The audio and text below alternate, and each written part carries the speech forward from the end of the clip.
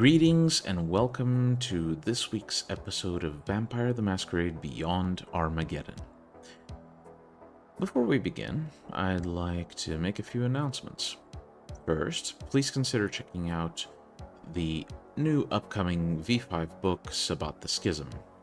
Not only does it delve into the history and lore of the sect, it opens up multiple role-playing options for fans of the game, including new playable clans, elder level powers, and much more. You can find a preview of Sabbat the Schism in the link below. Second, I'd like to thank RS Experiments, aka Mark, our local musical talent, for graciously providing the custom music you've been enjoying so far, including our awesome main theme song called Haven Dweller. If you enjoy any of the music used during the stream and you'd like to hear more, you can find a full library of Mark's work by clicking the link below to RS Experiments' SoundCloud page. Lastly, if you enjoy tonight's session and you'd like to see more, be sure to follow both our channels. You can catch us live most Sundays at 7 p.m. CET by tuning in to twitch.tv/RSA Games, or check out all our recorded sessions at RSA Games on YouTube. Links below. Remember to like, subscribe, and be sure to leave us feedback and suggestions in the comments below. We hope you enjoy the session, and without further ado, let us delve into the world of darkness in tonight's episode of Vampire the Masquerade Beyond Armageddon.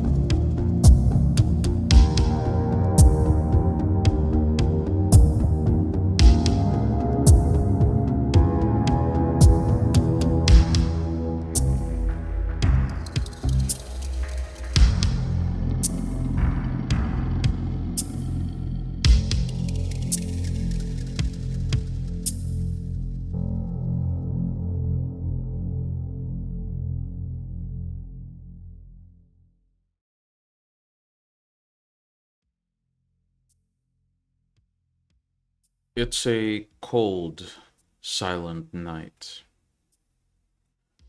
At the Haven, no one rests. The few dwellers earlier that night who were spooked by a feeling of intense grief have left. And in a panic, the only remaining member of the pack has flown away in search of potential runaway intruders. As a few hours pass, a camper van begins to make its way through the dirt roads leading to our protagonist's haven.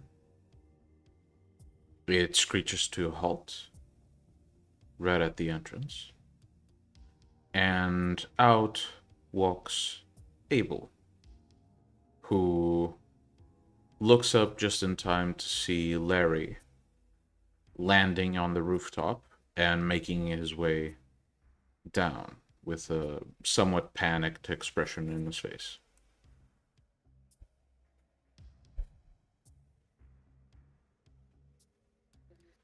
Larry. Abel.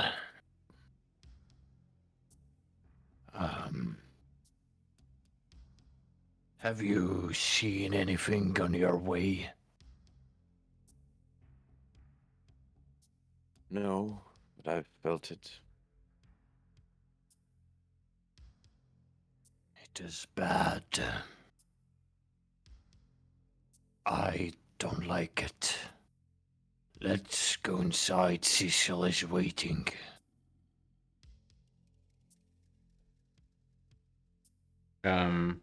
Both of you enter through the front door, and looking around the building, you cannot find Cecil or Serena. Shortly after, you hear a car approaching outside. And peeking out, you see Jack hopping out of his vehicle. I'll go inside the house. I suppose no celebration is in order. Hello, Jack. Have you got any news? Except for feeling like someone killed my soul again. No. Yeah, we all felt it.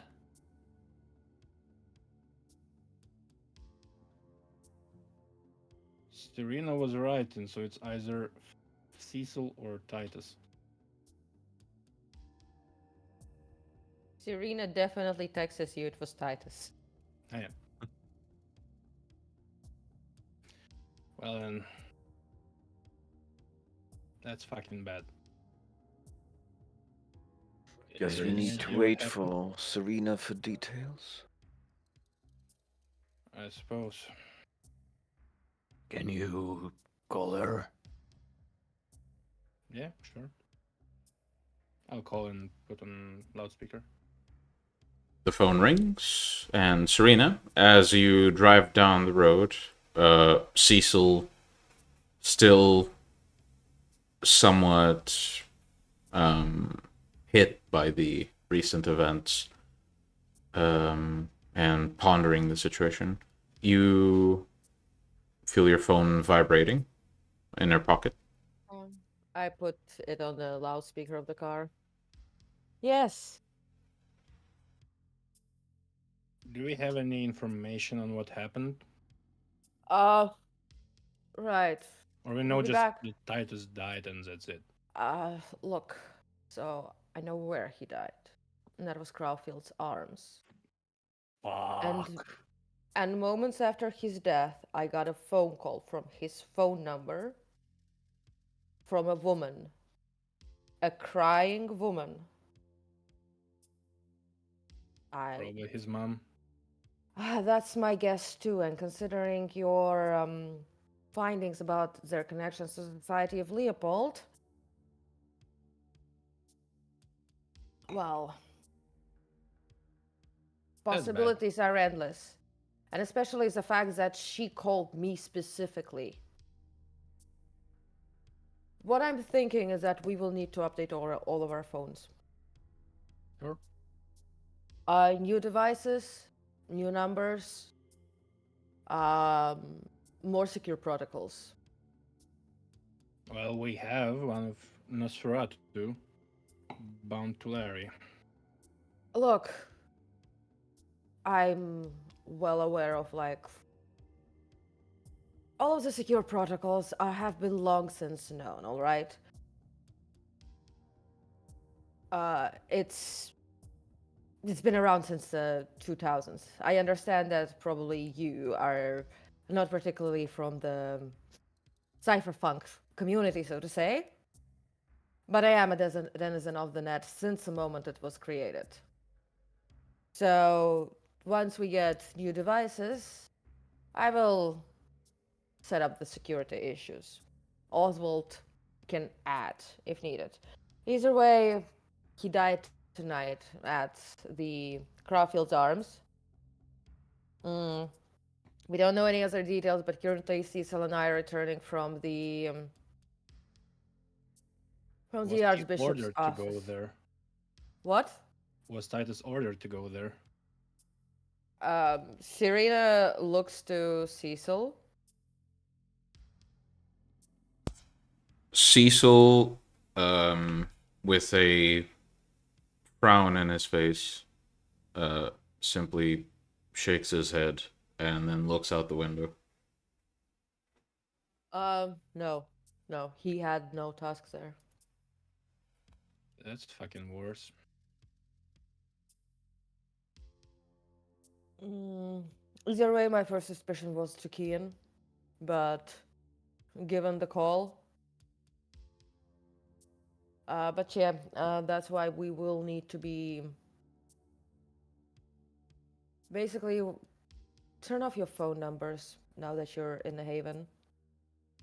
Keep one online. Maybe Larry's.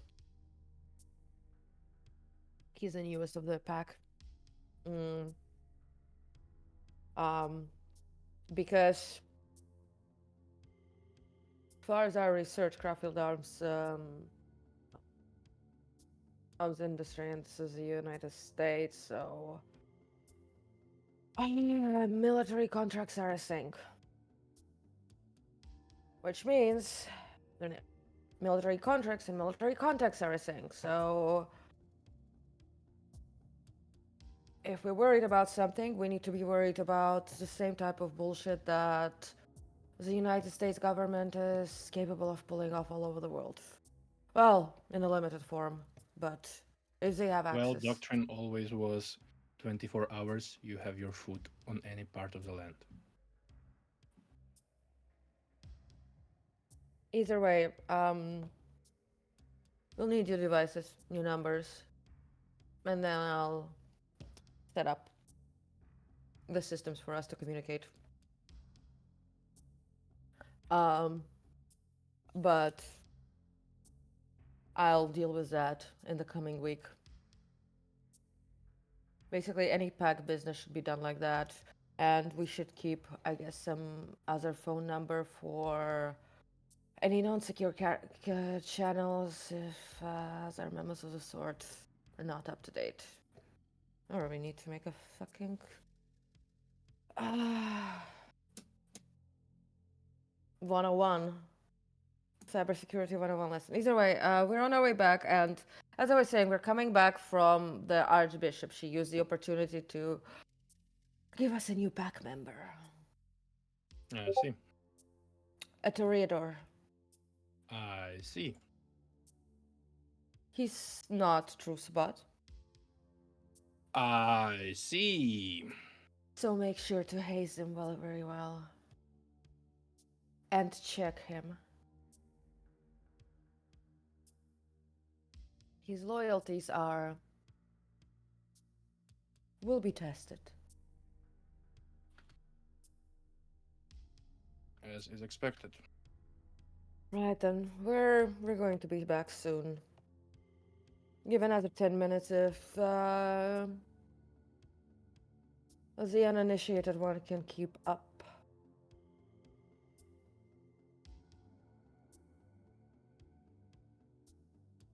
And Serena hangs up. Mm-hmm. Let me just check something.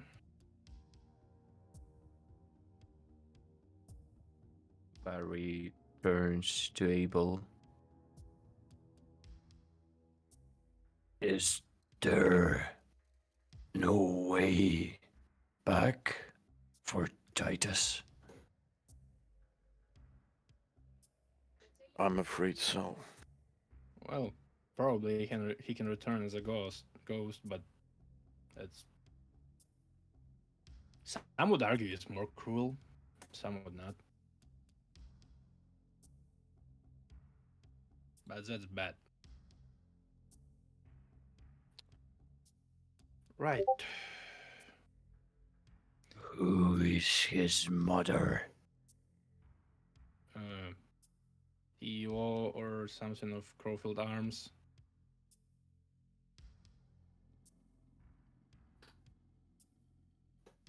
Okay. Probably also a religious fucking zealot. Or being forced to cooperate. Either way, it's not fucking good.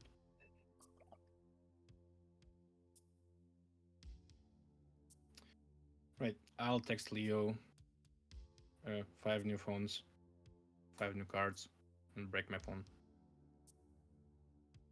Okay. You text him. Wait just long enough to get confirmation. You see that the message is seen, and as soon as there's a thumbs up reaction on the message, you break the phone, crush it in your hand as thoroughly as you can. And after you break your phone, sort of, dropping some of the pieces on the ground and stomping what bits seem somewhat intact, you hear 2 cars stopping outside. And soon after, Cecil slams the door open, and without really acknowledging anyone's existence, he just walks past all of you down the corridor and goes down the stairs into the basement, not saying a word. Understandable. Oh, I Serena. ordered new phones, new cards.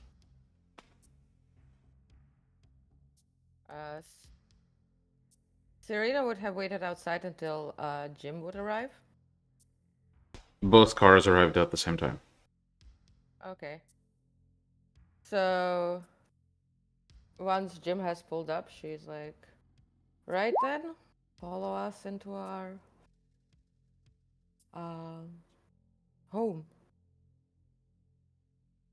All right, but once arrived a new home, of course, I can't be a guest without a present as I open the trunk. What do I see in a trunk? That depends entirely. Does Jim open the trunk? I open the trunk. Yeah, he said. All right. Well, as Jim opens the trunk quite nonchalantly with a smile on his face, you see, with the hands bound behind her back and, clothes that seem to have stayed on her for at least a few weeks. Her legs thoroughly taped up, and her mouth both gagged and with tape all around her head, and a blindfold on. You see a woman, you'd say about mid-20s, somewhat malnourished, and fucking terrified, reacting to the sound of the trunk opening with sort of a flinch and trying to back up as much as possible. Cute. And you test subject, or is she your food? Well, I finished with her, and she can still be of use. And knowing that you love experiments, I'm gladly will discard her to you. Since you're finished with her, can I see if there's something wrong with her? Make a quick perception medicine. Yeah. And let's see if Just a second. you'll see this specific thing regardless. It's how much information you can gather from this specific thing that we're trying to determine. 1, 2, 3, 4, 5, 3 successes. Okay. So after examining her a bit, obviously she, reacts in a very panicked manner every time you touch her. But sort of turning her around, you notice that on her back there are a number of recently damaged tissue, and essentially sort of a square that has, some makeshift first aid applied on it. Square about this big. And sort of peeling it back to examine what's underneath, you notice that under this, there is just muscle and bone. All the skin in this square, almost in a very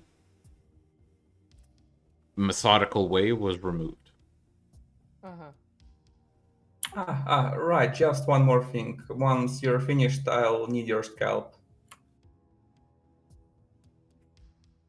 I see.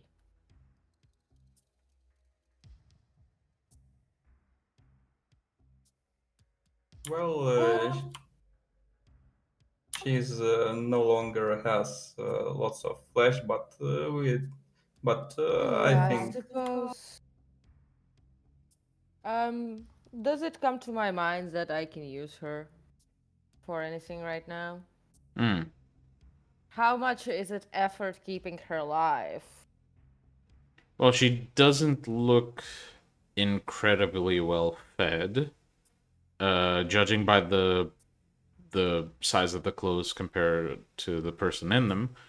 You'd wager she lost about 10 kilograms since she had the clothes on. And I mean, she's not exactly skinny, but malnourishment for long enough to this, like to reach this situation you're seeing. Yeah. Yeah, it basically it would take you it would take you quite a few resources to get her to a healthy state. So she's not going to be around for long, regardless. Now, what you can do with her, that's, up to your imagination. When have I last fed my schlachtas? It has been a pretty busy week. well, I've been feeding her with water. No, no, and no. Sorry, I'm asking the ST. What did you ask? When did I last feed my schlachtas? I don't know. When? Probably a while ago. We were quite busy with raid and all. Mm-hmm. Well, she's not in exactly good shape to survive long enough experimentation. So Serena just like lifts up the woman from the trunk and waves Jim over inside the house to follow her. Once they're inside the house, she whistles and throws the body forward and awaits her schlachte. Okay. Jim, after Serena whistles, you hear sort of echoes of essentially sort of as if cracking knuckles, but constantly in a rhythmic way, along with sort of tapping of skin hitting the floor. And eventually, you see two Schlachter running out of one of the rooms that leads to the basement. One of them immediately jumps on the woman, who begins screaming in a very muffled way due to the gag on her mouth. And the other Schlachter sprints towards the woman, notices both of you, and essentially skips on the floor trying to break, and starts making a run for Jim. Stop. It stops, but snaps at Jim without actually reaching him. None of that. That's a new member of the pack. Got it? You watch him, but no touching him. Oh, this one's feisty. Well, those creatures, they look beautiful. I am inspired and I'll have some ideas for future. I'm glad I could encounter them. Serena looks at him. Is he being sincere about this? Perception, empathy, and Titus, if you're lying at all, manipulation and subterfuge. Don't say out loud if you're lying or not. 4 successes. No, 4 successes. Yeah, 4 successes. All right. As far as you can tell, he's being honest. I see. Now, it's been a while since I gave my Schlachter some blood, so I'm gonna give them some. Yep. They basically ignore the woman as by now, essentially one of her arms has come loose, and she sort of, in a blind panic, tries to get away. And after they lap up some blood from your wrist, you pull your wrist away, and as soon as you do, one of them just looks around, somewhat confused. And as soon as its eyes land on the woman, they both sprint after her, and the screams continue, and eventually they stop. Actually, if the screams are too loud, I'm actually going to just like straight up. Can somebody take care of the voice box? We have business to discuss. Eventually the And- screams stop. So they don't know what the voice box is anymore. Fuck's sake. Oh, fuck's sake. I should train them to go for the throat first. Right. Now that this business is out of the way, I will set up for the Vauldery, as it is first thing we should do, given that we now have a new pack member. Even though he is still full Sabbat. And looking to Larry and Jack and Abel, he will be needed to be educated in, the Code of Milan and how we do things. Can somebody dust this house, please? Bless you, Reverend Madam. Being dusted. The fact that you sneezed. I am a metamorphosis. Don't you dare presume what's going on in my nostrils. Why you need a reason to sneeze? Isn't it like kind of beneath us? Don't worry, Jack. She's just sniffing your bullshit. I've heard that sneezing restarts your heart. Maybe she's Jack's bullshit trying to is come fresh, back new, alive. it's not dusty. Why would I do that? Like what? Sweating? Metabolism? I mean, like, even hair growth I can overcome with just replacing the scalp. Right. Back to the story. This was in the story. Yeah. So now then, we should investigate a bit more what happened in the Crowfield Arms, but given the whole Kian and Rourke thing and the 12 Nagaraja, as well as the fact that Society of Leopold is tied to the Crowfield Arms, and she looks to Jim. For the uninitiated, the Society of Leopold is a hunter organization, and catching herself that she has just spoken about Rourke and Kian and stuff, she's like, Serena is going to just like veer all the way into the Society of Leopold, like entirely into the Society of Leopold. And the Society of Leopold is something we should really be concerned about. Because first of all, the Crowfield Arms, the Crowfield Arms is an arms making corporation. Which means that they have military contracts. Military contracts in the USA means absolutely 100% military oversight from the government. no company in the USA is going to be making any kind of weapons without government approval. Which is actually even more worse if we think about that. Would you be surprised if mortals would work with mortal government? No, I wouldn't be, but it makes shit worse. Do you know? Do you know about global mass surveillance? Yeah, Okay, how much do you know about it? not much. I know they like to watch on us. Right. All of 5 years of internet traffic is stored. Is it 5 now? My fucking god. 5 years. There are ways to tune in into your TVs, into your phones, etc. Vault 7 revealed the way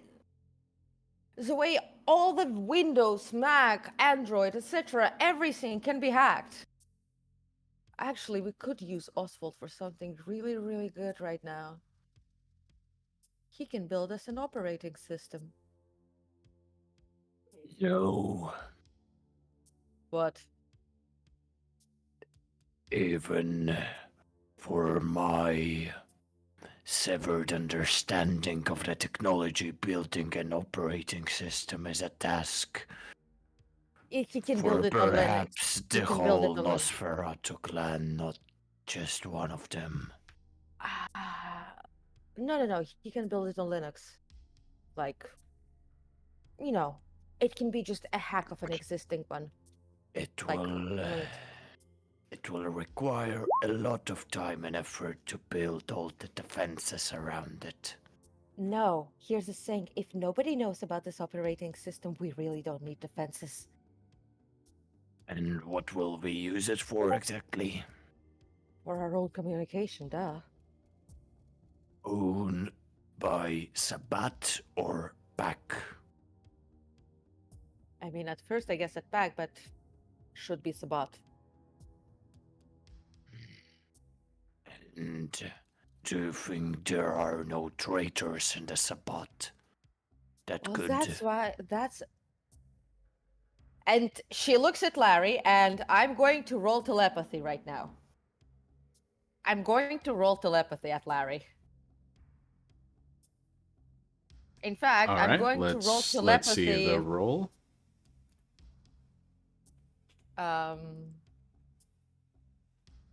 1, 2, 3, 4. 3 successes. Larry, are you fighting back at all? Serena just looks at you, just like. Serena just looks at you with the face of like, I got something to say to you right now. Do I feel being mind fucked?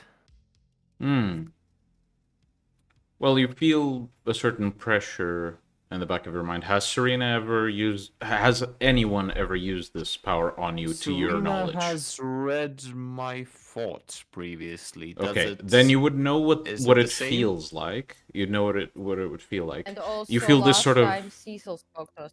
yeah, you feel this sort of faint pressure in the back of your mind, and you know exactly what it is.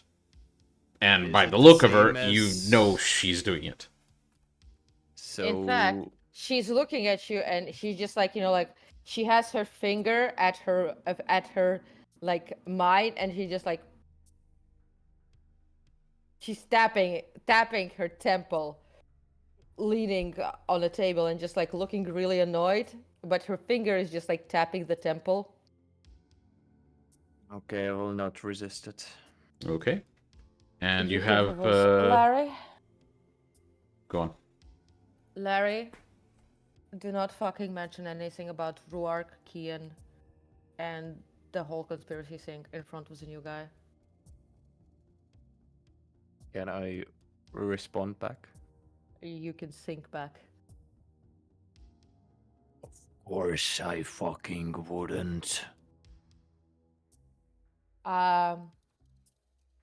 So, Serena looks for. Of course, there might be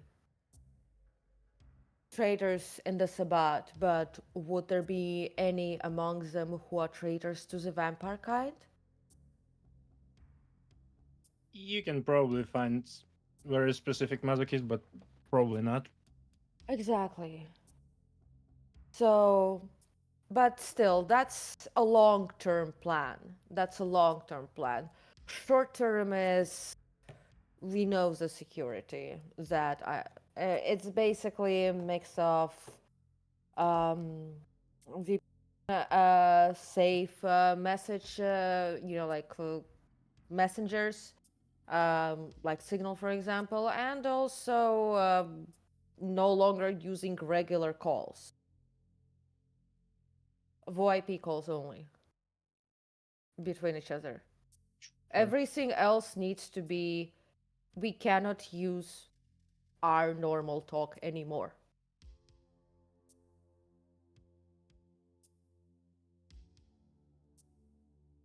Well, we'll have to come up with a cryptography method.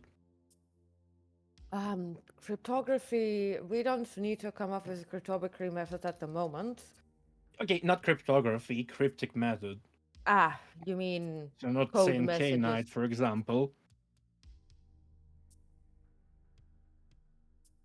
Look, we just start talking like the mafia, okay? What's the problem? What's the We problem, pal? We are involved with the mafia after all. Let's just fit in to the, to the circles that we circle in. I guess. We are already in those circles. If we speak entirely different than the circles in which we circle, the mafia and the gangs, the local human mafia and the gangs, we're going to be sticking out like sore thumbs, right? Are you gonna speak in circles then? I mean, if we speak I in prefer circles, squares. we can speak in circles and squares, and then we might actually seem like conspiracy theorists. I bet my life and soul on Jim being so fucking confused right now. He just walked into the wrong door. He's just sitting there. What the fuck is going on here? Right. Either way, I am setting up the Voldery. We are all still reeling from the grief of losing a packmate. We're all still drunken on the sorrow and the pain. So let us partake in the Voldery to feel a bit safer. And also because Jim needs to drink our blood, all right? Oh yeah. Yeah, I'm still blood bonded to my sire. That needs to be Yeah, resolved. you won't be after that. Nice. And Serena just like thinks about it for a while, just like, right, I'm going to go fetch the things. You guys meet Jim, ask him some questions, and I will go fetch the ritual equipment and Cecil as well. It's the most important ritual equipment. The doctors. Yes. Yes, he is. Do not call him ever equipment again. Oh, Only yes, I can sure. do that. Oh yeah. Shut the fuck up.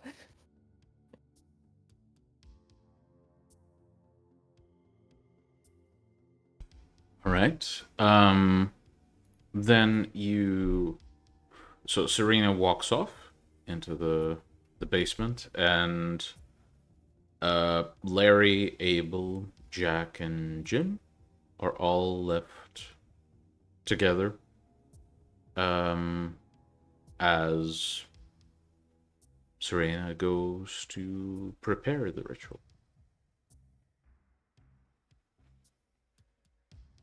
Hello there. My name is Jim, as I turn to Abel first. And you are? I'm Abel. My pleasure.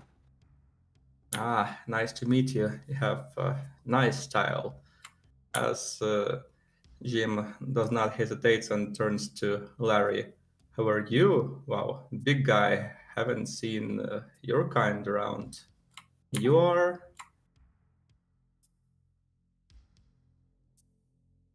Larry just looks at him, looks him up and down. How does he look? Very clean, I assume. So I'll need 2 rolls here. I need number 1, a roll from Jim, willpower, or actually self-control.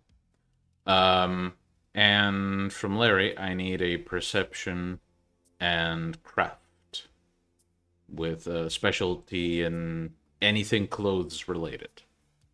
If you do not have such a specialty or any dots in craft whatsoever, you can still roll, just higher difficulty. Meanwhile, Does Jim. insightful apply? Hmm? Does insightful apply? Let's say yes. Okay. Meanwhile, Jim measures Larry with his eyes, like his height, his weight, waist, everything. Okay. Thinking about what kind of clothes would fit him, Yep. despite his size. And Those are some serious dice I rolled. 4 9s, 1 10, 1 yes, 6. yes. And Jim, your willpower roll, or sorry, self-control roll. My apologies.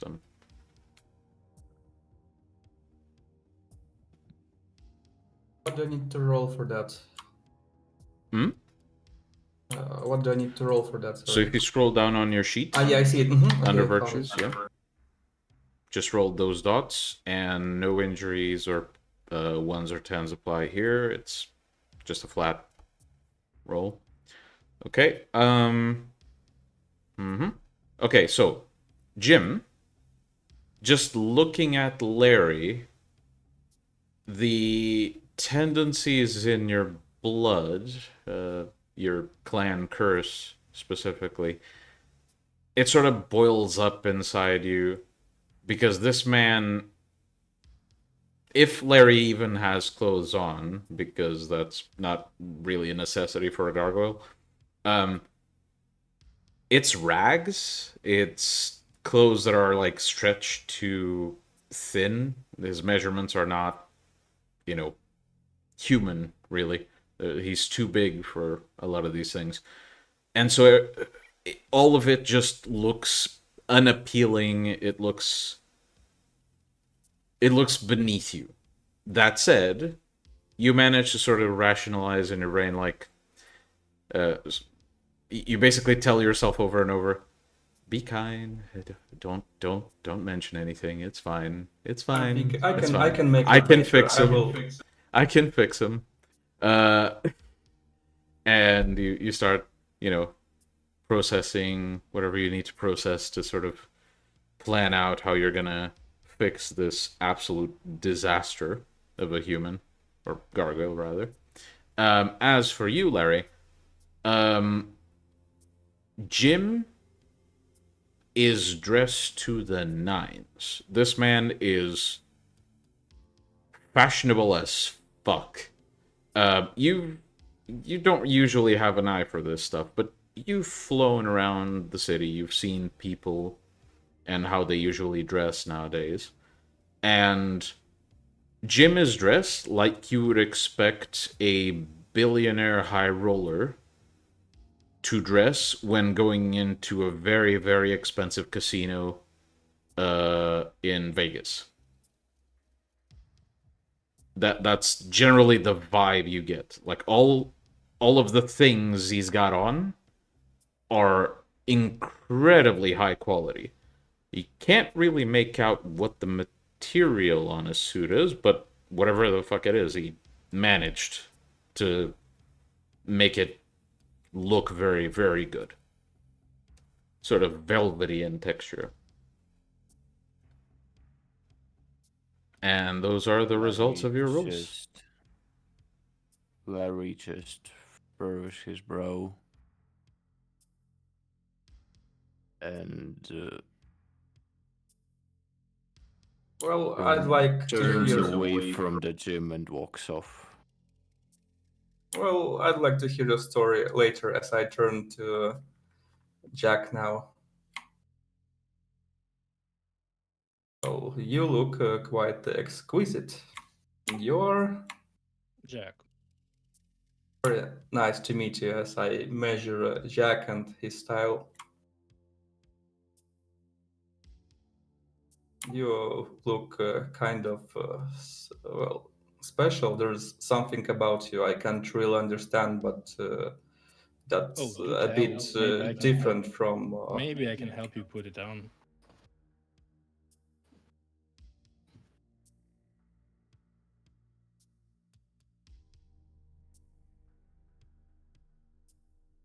Awkward silence. Awkward silence. Old man and new man, you know. Okay, well, eventually, you hear footsteps coming from the stairs to the basement. And eventually Cecil,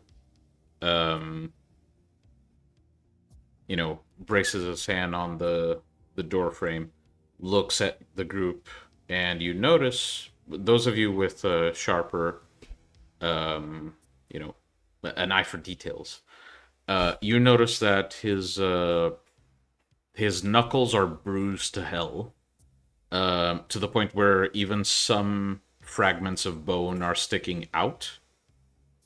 Whoever has any experience in combat can tell this man has been punching walls really fucking hard. And it appears to be with only his right knuckle. One of his fingers is sort of crooked even. And he looks to all of you with this almost empty expression. And he just says, Serena's ready for the Voldery. Everyone downstairs. And he turns around and starts heading down the stairs.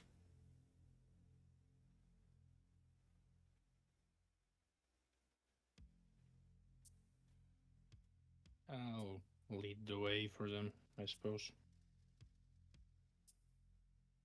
Mm-hmm. The Does Voldery anyone... room is, by the way, the Voldery room is set up not in the bedroom, but in the other room that I use for experimenting. Mm-hmm. The secret room Larry found? No, that's the bedroom. I see. The one with all the chains and, the thing in the center so that all the blood can flow to one drain. spot, that's the bedroom, not the experiment room. That should I tell you something. suppose. All liquids are blood in vampire's body. Oh, why? Because it's canon. So yeah, you Look, head... sticks and stones may break my bone, but whips and chain excite me. Yeah, no wonder Serena sleeps there. Yeah, you metamorphosis do what you do. Well, back in character, come on. It's like herding cats. It is in character. Shush. So you head down the stairs, and in the side room, with plenty of dried blood stains on the floor and some on the walls, you see Serena with a rather well cleaned piece of cloth, just brushing this piece of cloth across a knife. What does the knife look like, Serena? Oh, it's actually the very well designed bone knife that Cecil crafted. Mm-hmm. It's already the second crafted bone knife that I have from Cecil. So, but Miguel, describe it. Oh, okay. Well, You made it. the knife basically, it starts with a rather simple handle, but as soon as it gets to the guard, you see that the bits of bone that would usually shape, in a single direction, split into two and sort of warp around each other, and then form into this almost twisted blade that then curves. It looks both mangled and refined in a very macabre way. And Serena seems to, clean it with cloth, make sure it's ready for the ritual. And she's currently standing in front of this small table with a somewhat large chalice on it. Cecil essentially stumbles his way next to Serena, and begins to pull back his sleeve. Serena waits until everybody arrives.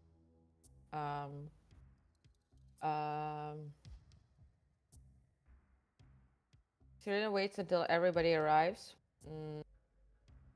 And then she explains to Jim. So, right now we will partake in the Vauldery. Do you know of this ritual? I've heard that you have rituals, but I'd have to learn about them practically. Well, this is the most, never better time than now. This is the most important one that we have. It is the Vauldery. Through this ritual,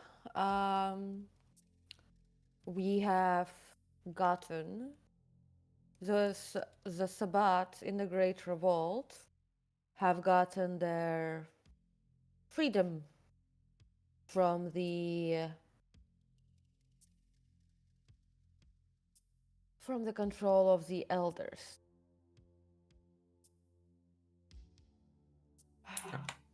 I see.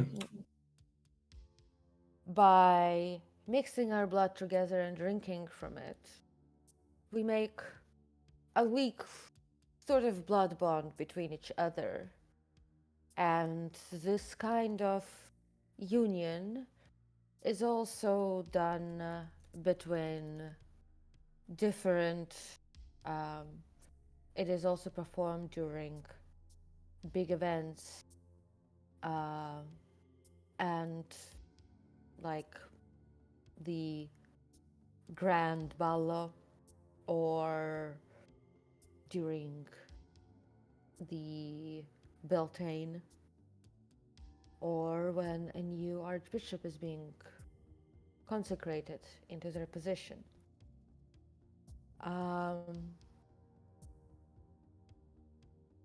But you, as someone who is not true Sabbat, you shall not be providing your blood towards the chalice. You will only be drinking from it. You will form, instead of a blood bond to your sire, you shall form bonds to each and every one of us. You will work on proving your loyalty to us, to the Sabbat. And once you're true, and once you have passed your creation rites and you have been born in you, on that night, we shall have another Vauldery. And only then you will provide your blood so that we too shall have a tie towards you. All right then, that's quite reasonable.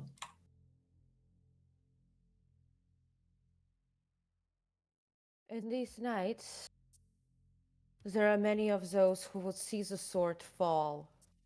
In these nights, there are many of those who claim that we are but monsters with no morality or ethics of our own.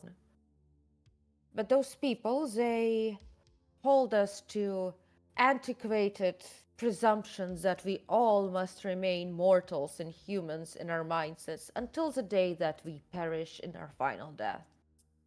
That is a folly, for the human is immortal, for the human lives and dies. The human is meant to live no longer than 100 years, and maybe 150. However, but no matter how much science might progress, a human is at the end of the day will still die. And the that is the mercy that is granted to them. For even when the mind is feeble and weak, they are granted, even when they have accumulated so many follies of their past, so many fallacies, and they can no longer change and evolve, they will be granted old age, feebleness, forgetfulness, and death. But we are vampires. We can live for centuries, we can live for millennia.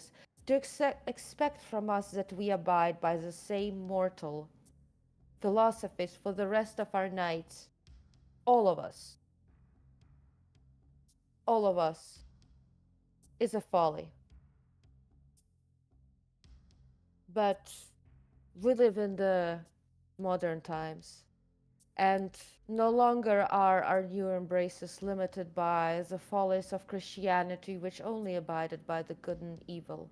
For what is good for the lion is not good for the gazelle. Let us not forget that the blood of Cain, and Serena takes the knife and runs it across her wrist, splitting her vein and dripping into. Let us not forget that we are of the blood of Cain.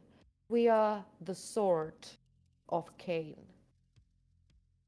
Our mission is to ensure that the vampire race survives into the future nights, and that we live separate from humanity as it has been decreed by Cain. Amongst them, but not with them. For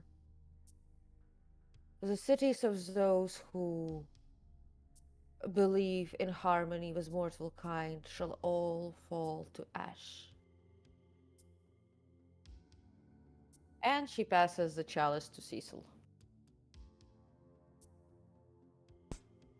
Cecil takes the knife, and I'm sure you meant to say passes the knife because the chalice is static in the center.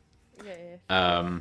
Cecil takes the knife, and once more he tries to do something that you've seen him do before. He usually doesn't cut the skin above what he actually has underneath. He tries to split the wrist to show it.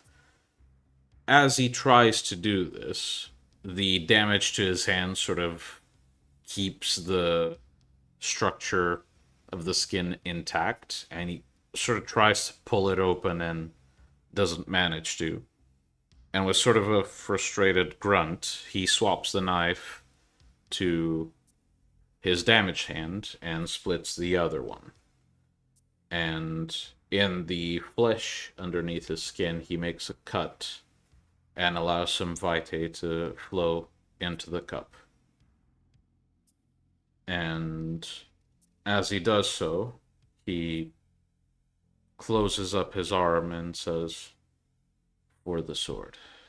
And he takes the knife and passes it on to Jack, who is next to him. Jack rolls his sleeve, pats his wrist, but like holds it for a second. For the sword shall fall where we please. And then I drop the blood. And pass the knife to Abel, I guess. Abel picks up the knife and bleeds in the chalice, saying, "To comrades lost and gained."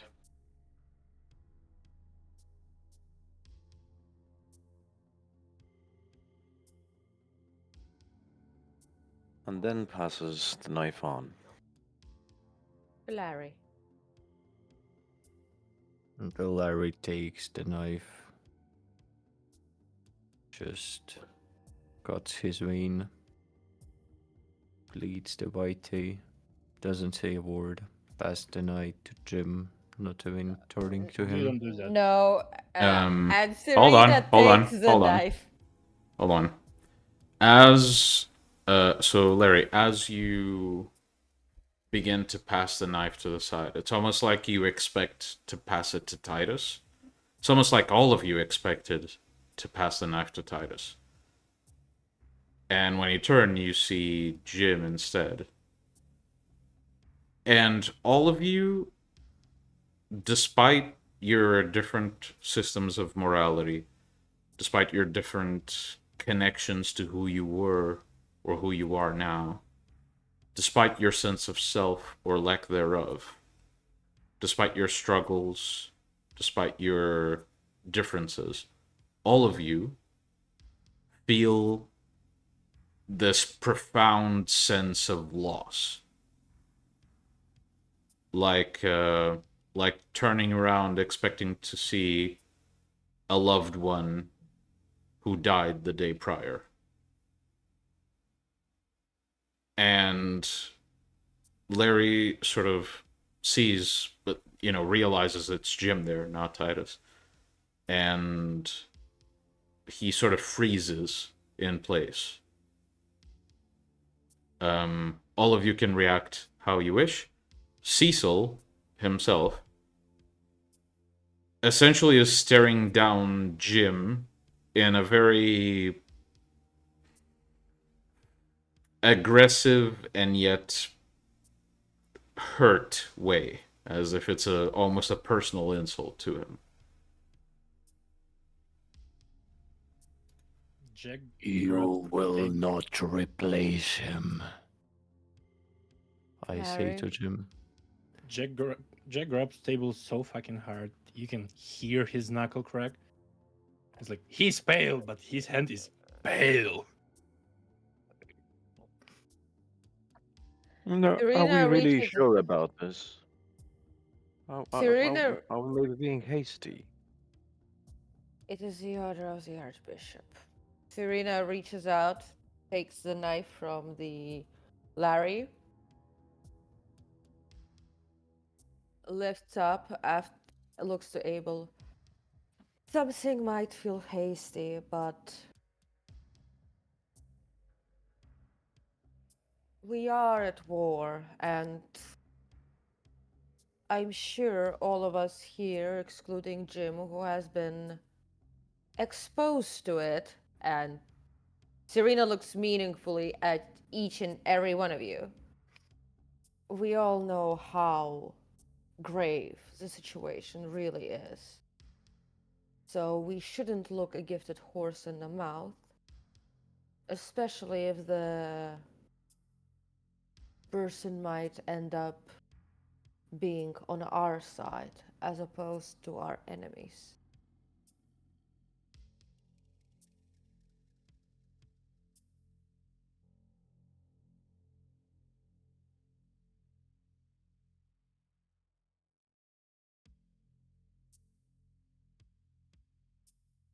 Have we agreed?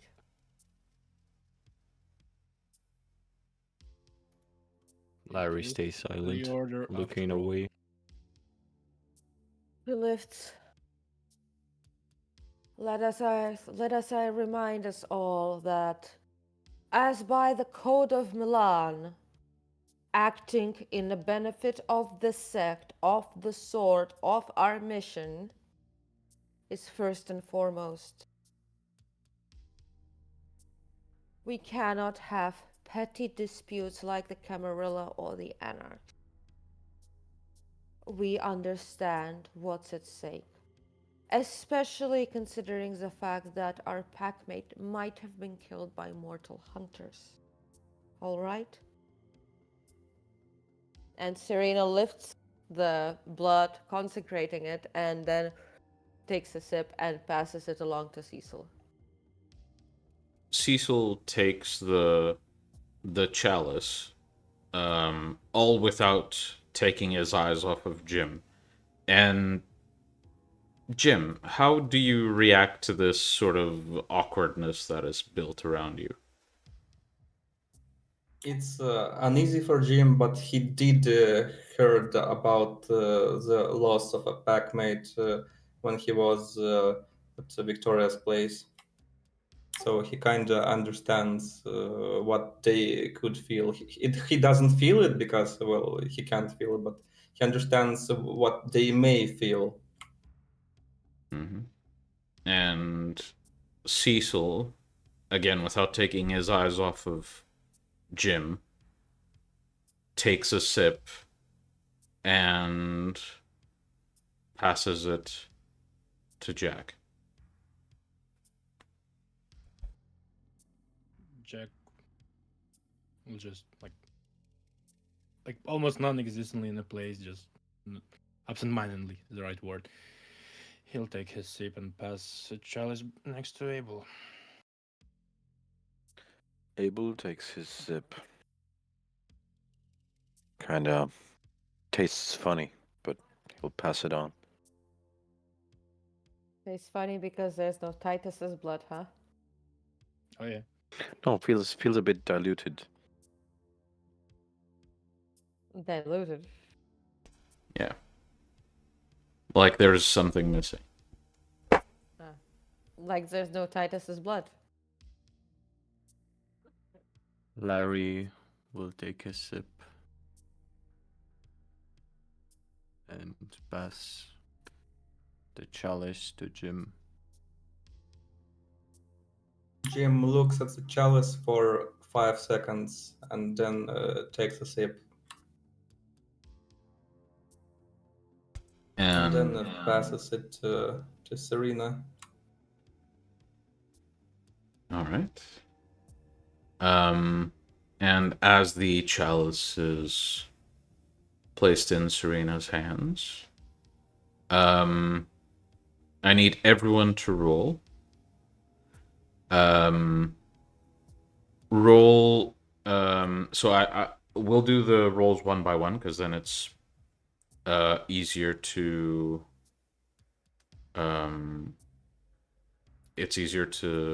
understand who is who. So, firstly, Serena, everyone apart from Serena is going to roll for her. Cecil will be rolled by me, and unless he gets a 1, things are not going to change for obvious reasons. Yeah. My man goes. I up got a for 1. Yeah. Okay, so Larry's goes down. Again, if the rating if the rating you're bound to Serena is equal to or below the number you rolled, then the rating goes up, and you need to inform Serena of it. Is it basically if it's the same or higher, it goes up by 1. If it's below, doesn't do anything unless it's a 1. And if it's a 1, it goes down 1.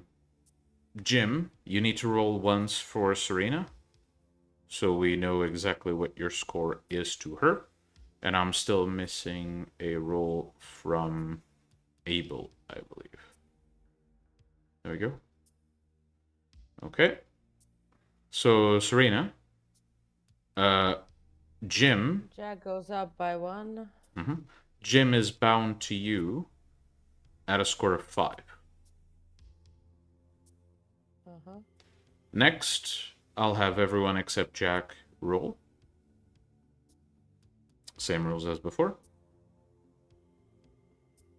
Larry, get over here. Plus Serena, 1. you go up. So Jim is bound to you by 9. Oh shit! Abel, your score goes down 1. Nope. Next, everyone rolls for Larry.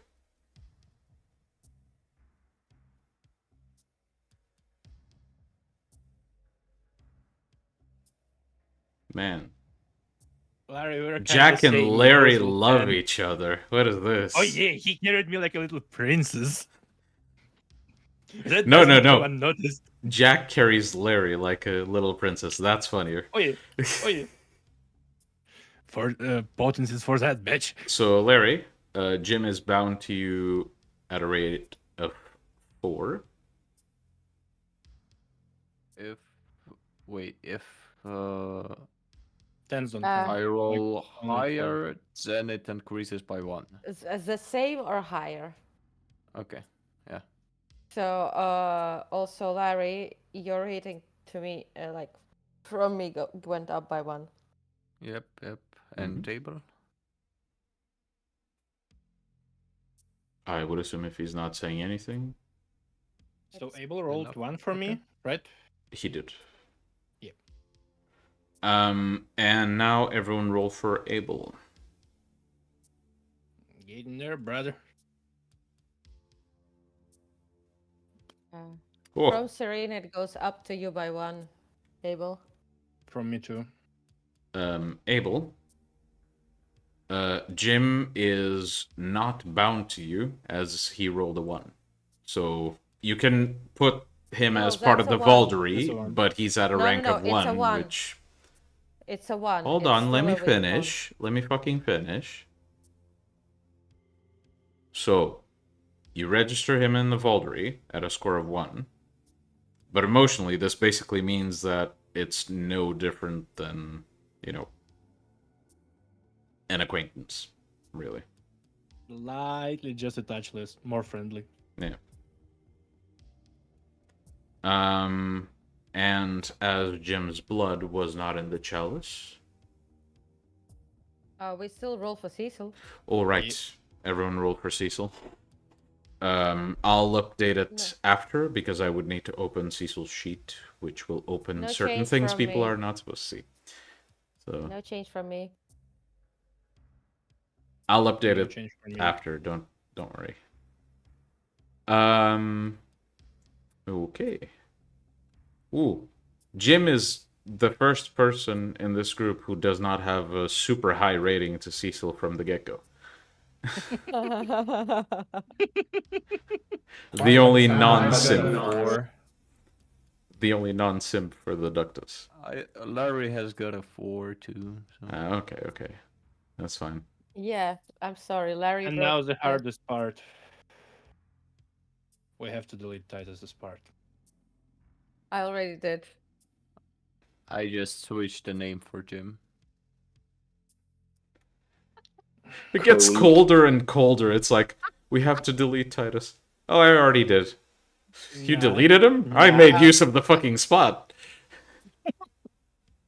I'ma Sorry, just put delete room. RIP. I'm not gonna go through the effort. I'm just gonna write Jim there, like on a sticker over it. There you go. It's like you know, like Iris and Larry being like, "Hey, total Sabbat here." Actually, like, one person died, the other one doesn't. Actually, I'm gonna make a small ruling just for flavor purposes. Everyone will still have Titus there.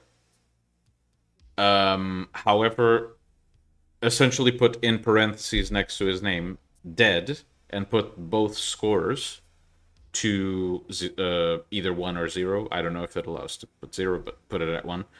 But this is basically a reminder that whatever happens in the future, the experience of breaking this bond was still a trauma.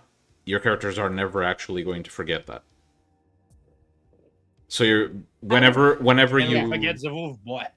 Yeah, well, then I'm going to keep Titus with the scores I had because, like, That's fine. I had like a 7 to Titus. That's like a lot. Yeah, that's I fine. had If 4. you'd like to keep the scores as they were, that's fine. Just make sure Titus is still there, but in parentheses, dead. Well, I have currently a missing pack member, a dead pack member, and a defected pack member. Then. I have more dead pack members than you do. Because mine fucking exploded. Yes, well, I also have like from the previous pack, so shut up. Yeah. All right. So No So hacking you this mean from this he is has, not. like, from- more because it's larger quantity since he's in pieces, or We'll just Just keep the thing there. It's just a reminder. Also, please stop doing this grieving competition. It's not a competition. Okay. You're all is miserable. now. You're all equally miserable. It's a world of darkness. You're all here to We're suffer. both We all know opponents, this. so it's kind of So- a competition. Jack. The chalice is handed over to Serena. Is there anything left? No. Jim basically drank the entire thing. So I start cleaning it. I look to Cecil, and I don't need to guess his how to say emotional states, you know? It's Yeah. very obvious. Yeah, as soon as the ritual is over and you declare it closed as Pack Priest, Cecil just, without a word, turns around and heads to his room. Yeah. Our room. Actually, no. He heads towards the stairs that lead to the sewers. And you hear the lid open, and soon after it closes. Right. I head upstairs. I'm like, Jack, Yes. a moment, please. Guys, you Now. go upstairs, show the new guy his new room. Yes, now remember, we had this whole thing that, given some recent security issues, we wanted the pack to stay close to each other. Now, our new reader might find it offensive, but please be sure to explain to him why it's necessary. He might always try to find a new home if he doesn't like it here. He can't because he is I now know. our property. Of course I know. Do you? He can try, he won't fucking succeed. Now, What do we know about him? you can find it out. I need to go see my ghoul. Sure. Go on.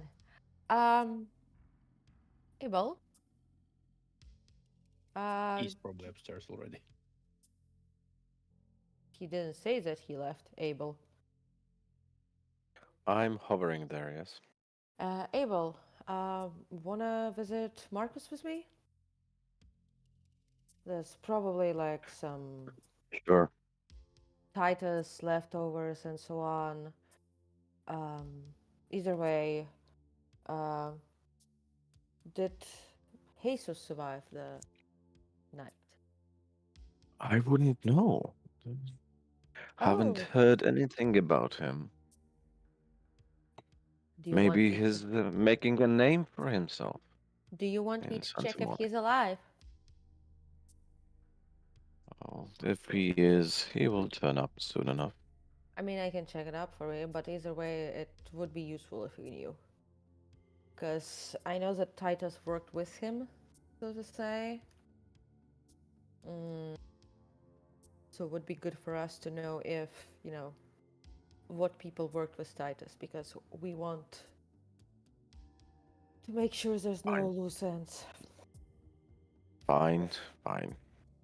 You can Right. check. I assume you're curious yourself. No, I actually don't care. I just, like, if he's alive, though, he might have valuable information.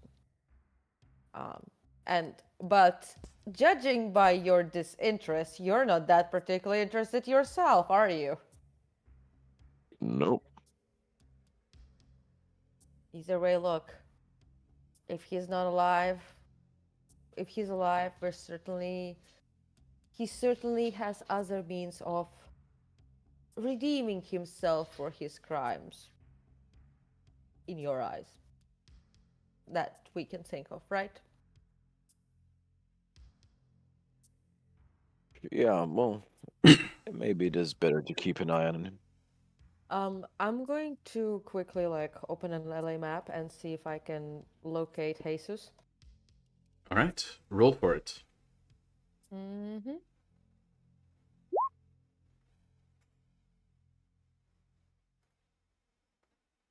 Oof, that's a lot of ones.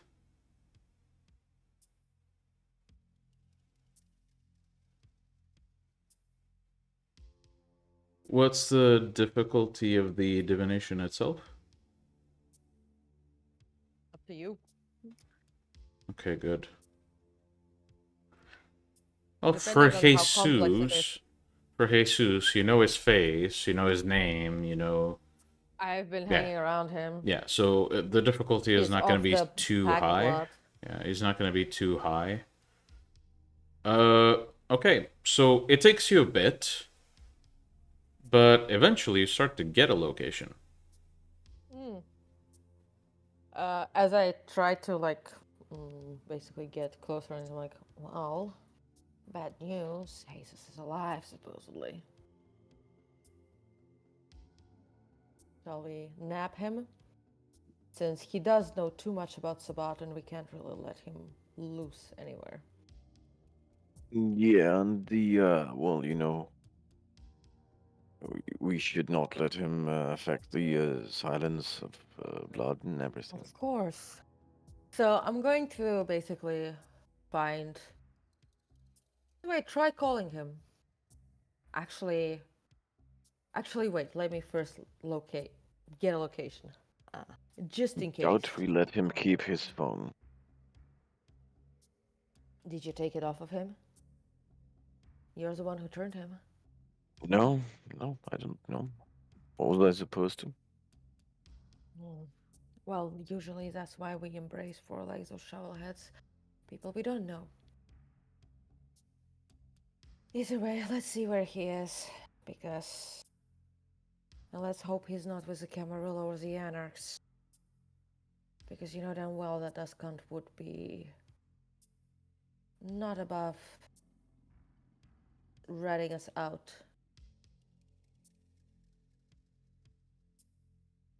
And Serena looks warningly at Abel that if this happened, that's on you. So I continue dividing the location of Jesus. Mm-hmm. You continue divining it. How long are you giving this? I need a location. I need a location because the location could tell me whether he's like On his hiding own? somewhere, Yeah, or yeah. or he's with the Camarilla or the Anarchs or whatever. Okay, well, I'll tell you generally what's going to happen. One moment.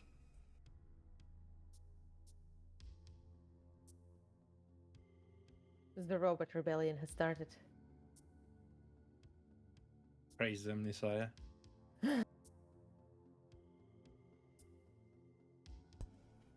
Okay. So, something interesting happens while you're divining his location. You let the crystal swing. And as you begin narrowing it down, it looks like it's somewhere between Santa Monica and downtown. And then, out of nowhere, you lose him. Do you continue divining? Good. I draw a card. Okay. He could have died. Basically, is the cards I draw, is Jesus alive or dead? That's the first one. Mm-hmm. Basically, I'm ready to draw 3 cards. Basically, is Jesus alive or dead? If he's alive, then I draw the next one, which is Jesus with our enemies, and is Jesus a liability? Well, are you phrasing it as, is Jesus alive? Like, is Jesus Finally like dead. dead? Like, proper dead? Or still alive in some form? Well, Like it's let's not like, say that look, you ask, because has Jesus suffered the final death? no, understand the questions are mental, right? The Mhm. questions are mental, right? They're not like Okay, yeah, word I to get it. I get mouth. it. Okay, let's I'm not proceed. Let's typing into proceed. an AI. Go They're on. mental. Go on. Go on. Let's go. So,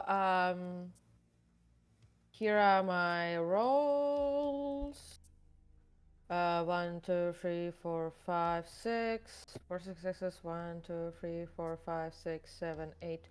Okay. 7 successes to interpret. Okay. So, the first card you draw, you sort of ask yourself if he's dead, if he's alive. Has he suffered final death, Yeah. basically? And you draw the moon. No. It appears he hasn't suffered the final death. Right. Is he with our enemies? You pull another card, the sun. Joy. Is Jesus a liability? Sort of an abstract question.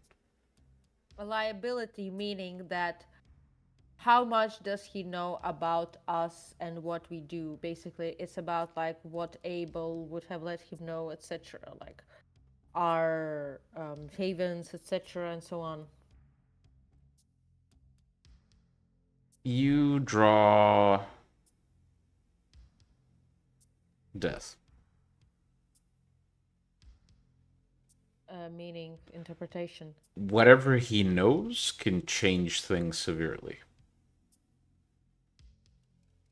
For the better, for worse, you don't know. I'll look to Abel. What does he know? Right now he blipped off. Nothing. Well, right now He knows me. Okay, well, here's the thing. Right He now knows you. Okay. Still, right now he blipped off existence. Do you know when that happens for me? It happened No. 2 times. One was when Sosimo did some shit with a fucking Tremere, but that burned my hand to shit. This didn't happen right now. The other time it happened. The other time that it happens was a fucking, you know who. Those guys. When they go into the underworld, I can't fucking track them.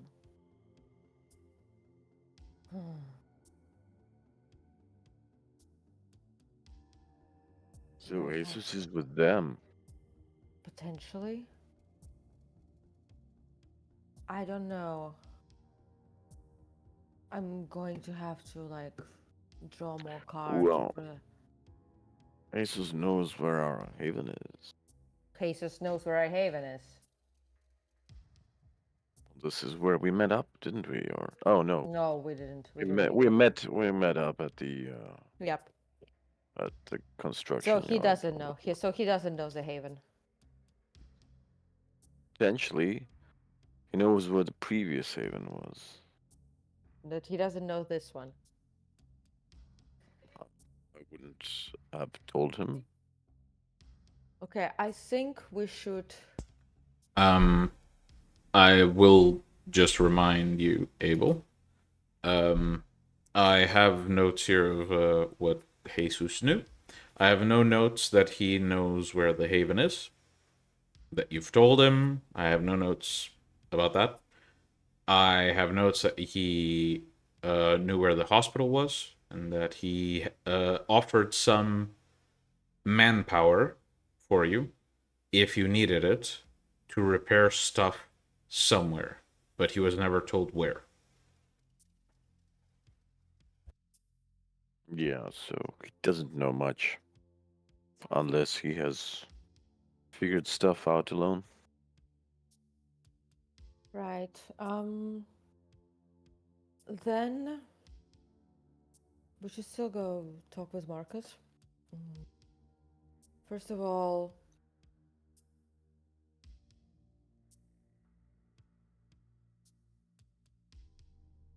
basically, whatever you knew of Jesus' business and etc., right? Let him know so that basically he can make sure that nobody interferes with it, because honestly, Jesus knowing that Marcus is tied to me could have bad repercussions for us. That also means that technically I was planning to have Marcus set up a backup haven for us.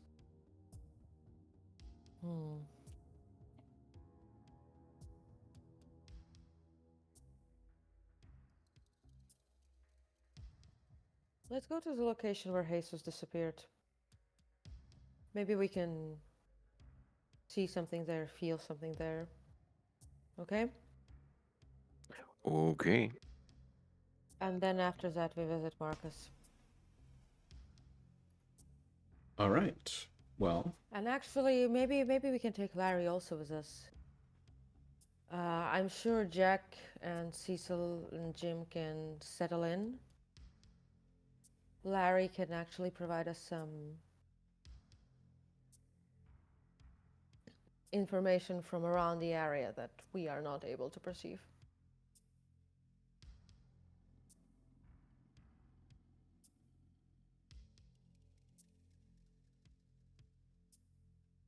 all right. What do you think? Yeah, Larry's good. But you think this is a good plan? We good? Like, I mean, if he has been moved, we will not find him there, and it's unlikely another thing that what we I'm can thinking. trace him. Yeah.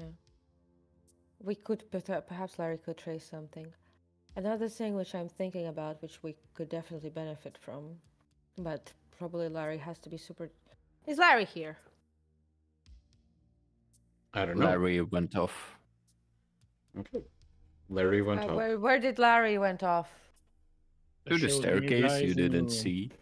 Let's go find Larry. There's another thing that he could find, help us something about, but he has to be careful about it because of potential mortal hunters. But I know that he can listen in into a house being around, so potentially he could find out what happened to Titus. He could listen in maybe to the house, but we'll have to ask him how it works. Let's go find Larry and then be on our way before the night ends.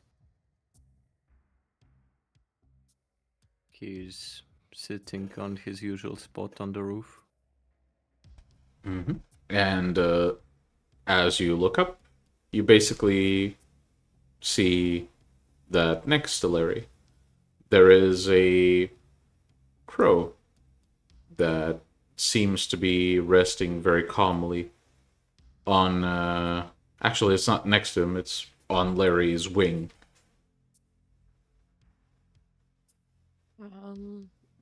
Larry, As soon as you say that, the crow flies off. Larry come down.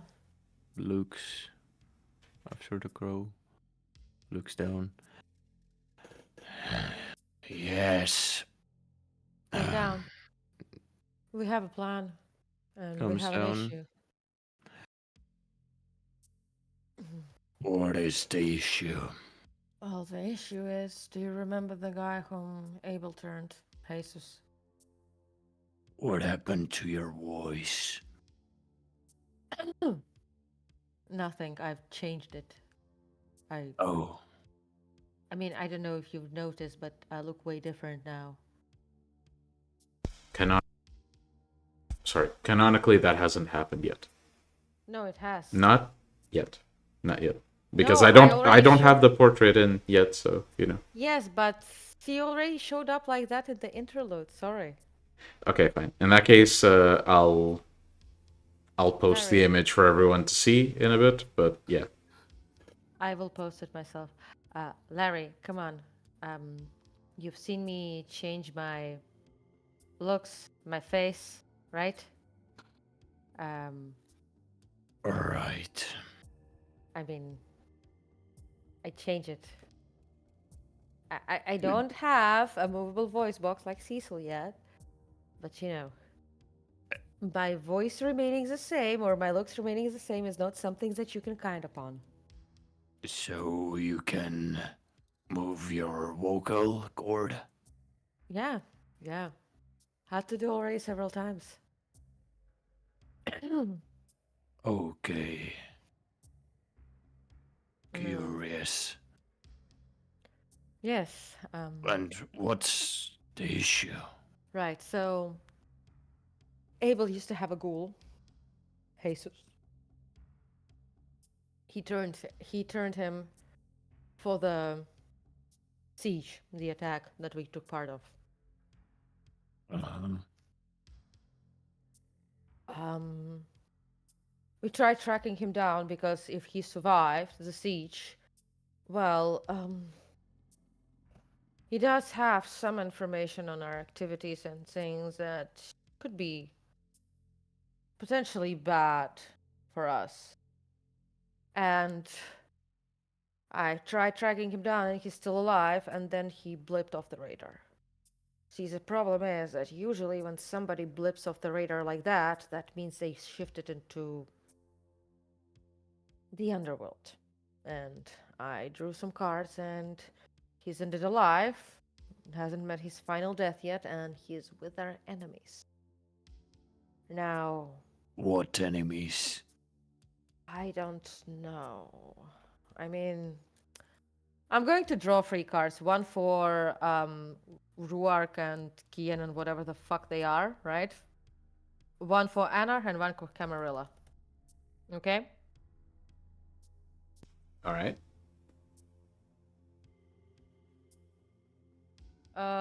One success on divination and 1, 2, 3, 4, 4 successes on interpretation.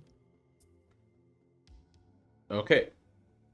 So you're drawing one for each sect, Yes.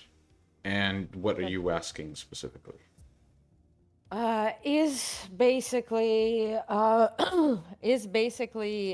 Jesus with Ruark and Kian and whoever the fuck they are in the underworld, right? Is Jesus with the Anarchs or the Camarilla?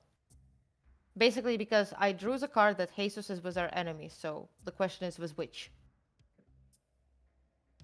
When you say Ruark and Kian, do you mean they're like whoever is allied with them?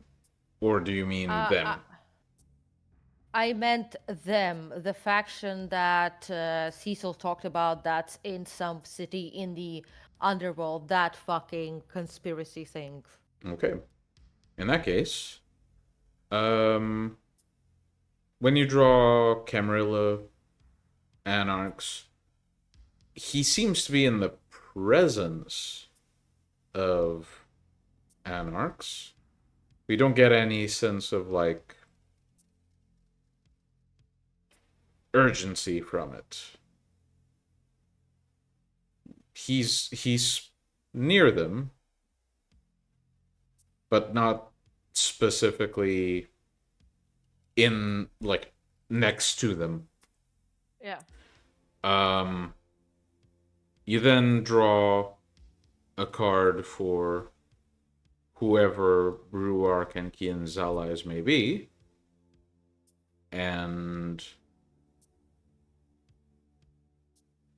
the card says about the same thing.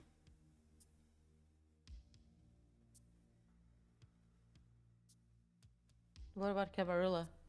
Camarilla, definitely nowhere near.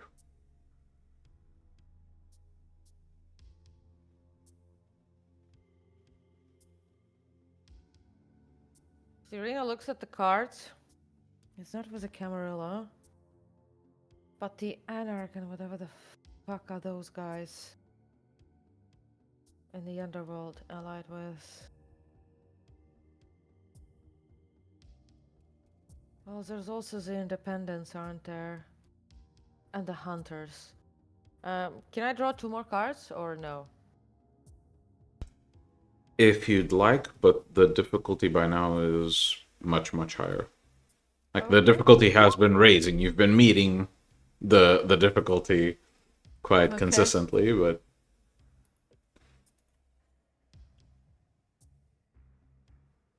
okay, 1 success to divine. 2 to okay. So you I you basically can draw get one for Giovanni and one for hunters. okay, so you draw a card for Giovanni, and you don't really get a sense that there's a connection. They may be close by, but it's sort of confusing still. Yeah. You draw one for hunters, and the sense that you get is that if these two parties ever got close to each other, one would mark the other for death. What do you mean one would mark the other for death? They wouldn't get along if they met. Let's just say that. Hard to tell if they've met or not. Right then, so what we know is that Kian has worked with an Archon, right? So Ruark and whoever the fuck they are, they can work with a Camarilla, but Ruark is also part of the Sabbat officially. And so supposedly Kian. But we both know that they're duping both the Camarilla and the Sabbat. But now what I drew is that it's something to do with the Anarchs, but not really, and it's something to do with Ruark and Kian and their fucking lot, but not really. So my guess is that whatever the fuck is going on, they have their people among the Anarchs too.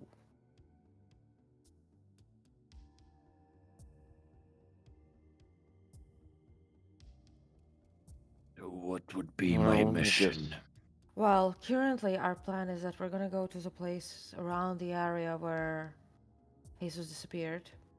See if we can get any information, any background data. If not, well, me and Abel are gonna go and speak with the guy who was taking over Jesus's business because he might be now targeted after that, right? Because he's my goal. But what I want you to do after that is something that might be a bit dangerous, so you only do it if you're absolutely sure that there's no danger.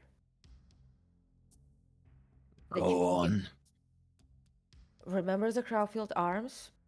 So I remember you telling me that you have a way of sensing the building. Yes. How much can you sense what's going on in the building? The people in their locations. Their if they're alive. What If about they're their conversation? obfuscated. What about the conversations? No, that I cannot do, but I could fuse through a wall to listen in.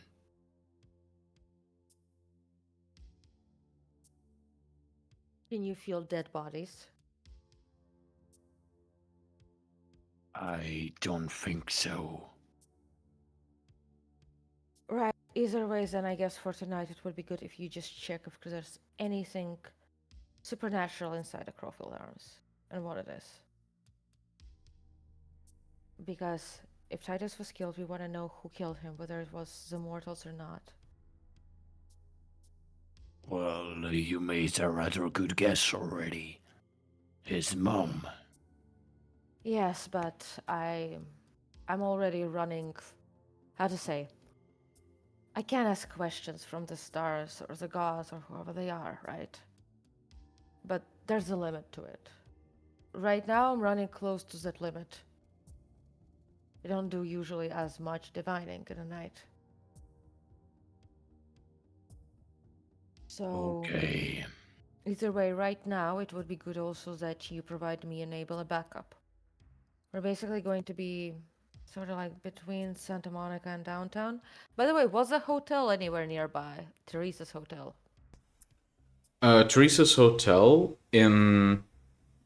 essentially in reference to Crowfield Arms, Teresa's hotel No, is... no. To Jesus's position. Oh, very far away. Teresa's hotel is within Santa Monica, more to the north, if I recall correctly. Okay. And Jesus's last location is right at the south. So if I can actually ping it here on the map. So Teresa's hotel is somewhere here, Mm-hmm. and Jesus's last known location is around here. Okay, got it. That said, the location is almost as big as that gap over there. Okay. So you don't have a right. specific location. So basically, for now, backup. We'll see what. Maybe it's best you don't go actually to Crowfield Arms, because if it was really the hunters, and we don't. Given the fact that Crowfield Arms is a military arms dealer, we don't actually know what kind of, how to say, technological abilities they have.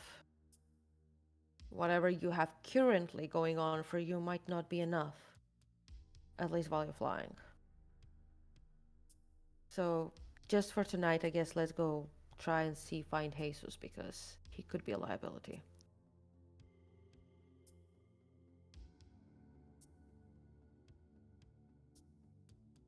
And I showed to Larry the location where we're going. All right. I need to go take a break quickly. All right, then we can take this chance to take a very quick break. And we will return in more or less 15 minutes. We will see you all very soon.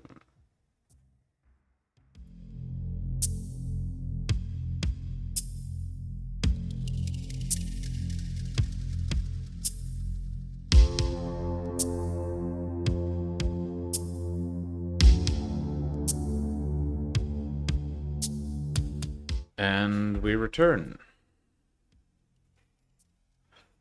As the pack priest and two of her pack mates leave on a quick investigation trip, Cecil climbs back through the sewer entrance inside the mansion, climbs the stairs, and eventually reaches the floor where Jack and Jim are, as Jack directs Jim to his new quarters. So yeah, we have to kind of sleep in the same room. You know, security measures, just in case we are attacked. Yeah, that's understandable. Also, kind request, don't fucking touch my books. Oh, I don't touch anything that's not mine. I'd also just have a request to not touch the craft that I may do, well, at least until it will be done. Because the materials it's quite delicate. During the night, you can practice your craft, so to speak, in separate room. Probably not this one. I'll go and close Titus's room with a lock. Yep. And as you lock Titus's room, you catch from the corner of your eye Cecil, frowning, and again having sort of this almost resentful expression on his face. And he turns and heads downstairs. He eventually, you hear, sort of echoing through the hall, Cecil saying, "I have some business to attend to. I'll be back later." Of course. Yes, see you soon, doctors. The footsteps stop, and then you hear Cecil coming back. He approaches Jim. He approaches you, Jim, and he invades your personal space actively. And he looks you down. And after a moment of silence, he gives you like a fairly hefty slap across the face, knocking your glasses to the floor. And then he grabs your jaw, points your face towards him, and locks eyes with you and says, "You speak when spoken to. Understood?" Yes, doctors. He basically just tosses you to the side. Doesn't really care if you manage to regain your balance or not, and just storms out.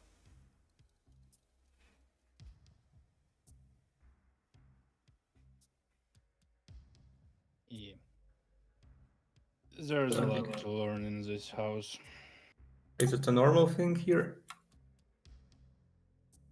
Not exactly, And but for me, it's I've seen well, worse. I've my seen worse. sir basically did the same, so it doesn't really nothing new for me. But well, I kind of heard that it's a bit different here.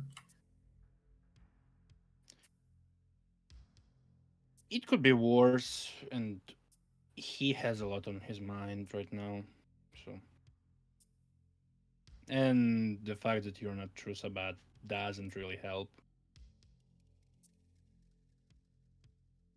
I'll have to climb this cliff. Yeah, some do, some don't. That's the way life deals your cards.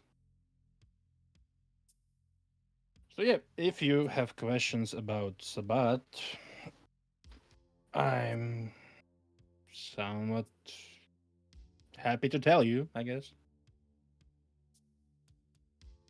Well, Serena kind of answered to most of my questions, but I'm not aware of your clan, I think, if it's okay to ask this question.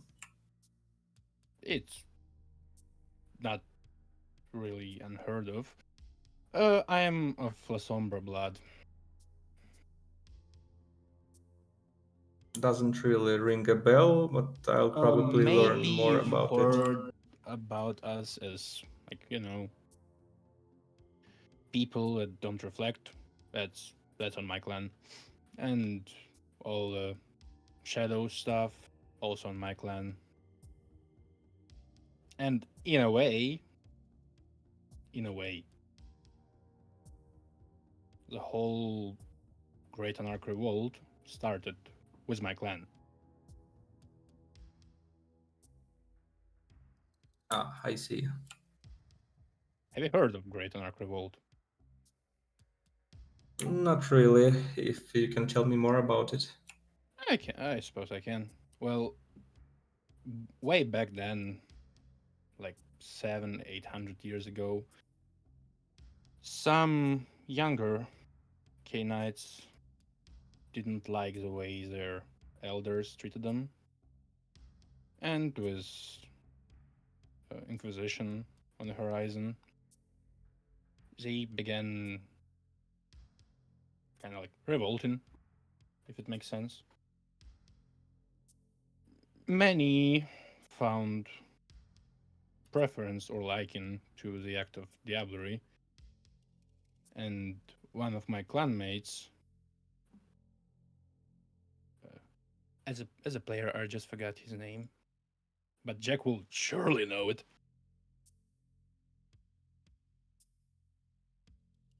Just a second. Graciano, he led an assault on our antediluvian. Some keepers didn't like it, some did. But end result is we have no antediluvian to bent over to, much like Tsimisi. And yeah, then Tsimisian happened, and they also didn't really like the way of their antediluvian. And I'm not really sure how, but that led to creation of Waldery, as we know it. What will happen if by any chance we'll stumble across an antediluvian? Oh, if you stumble across antediluvian, you Well, probably let's won't say survive. a sleeping one. Still, they are like one generation away from Cain, the creator of our kind. So they are powerful as fuck, boy. Yeah, just opinion of the Camarilla was that they don't kind of believe in them. Tell it to Tremere. Don't ever ask Tremere what happened to Saulot. I mean, those fucks don't even tell anything. Oh yeah, just if you see one. If you ever see a Tremere, if you feel like pushing his button or her buttons, ask about Saulot. They either won't know or will try to kill you for that. Figures. Tremere. They've been called usurpers for a reason. Jack, if you'd be so kind, make a quick perception and awareness roll. Mm-hmm. Careful applies. Yes. That'd be 7 then. Oh my Damn. fucking god. Damn, boy. Successes. Okay. It's 7 fucking successes. So while you're speaking, at some point you feel this sort of cold sensation over your shoulder. And it sort of runs over your shoulder, down your arm, and you feel sort of this cold burn on your forearm. Almost as if someone's holding ice to your skin. And a message appears, almost singed on your flesh. And it just says, call Delmont. Ooh. And as soon as you finish reading it, it sort of evaporates out of your skin, and your arm is as it was. Did Leo manage to bring us new phones or not yet? Not yet, but soon.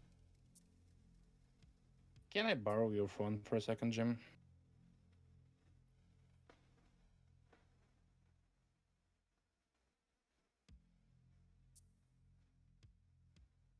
Jim? Mark? Sorry.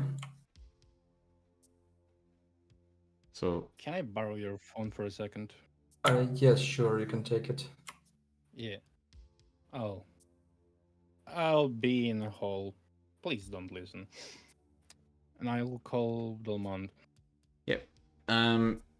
You make the call, and the phone rings, and as it rings, you start to hear this sort of static interference. And eventually it's almost like the call turns off and you hear a whisper on the microphone on your phone. And it whispers an address over and over. And then the call basically ends. Do I recognize the address? It is the address where you first met Delmont in person. Oh. Wanna take a ride? I need to do some business.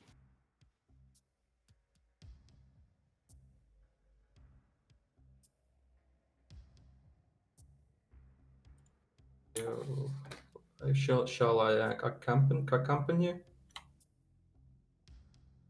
You absolutely can. I mean, it would make sense to not leave me alone since I'm not true Sabbat.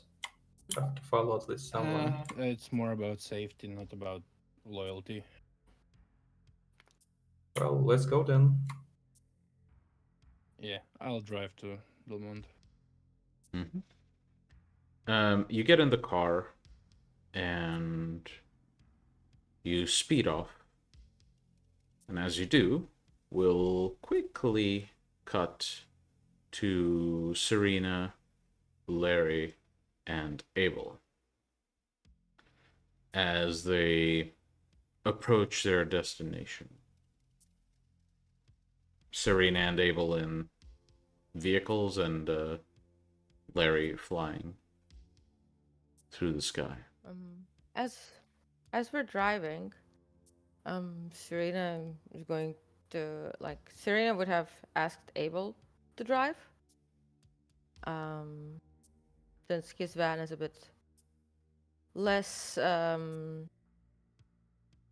noticeable. So as he's driving, she'd actually have a few questions. So how's Isaac doing?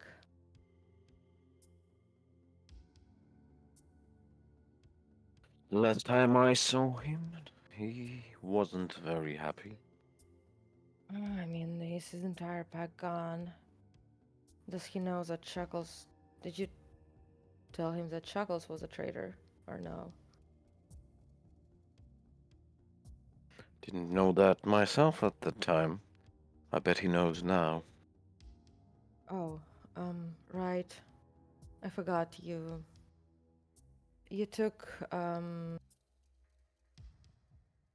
Isaac away while we took the Nagaraja and went to rescue Titus from the Shadowlands.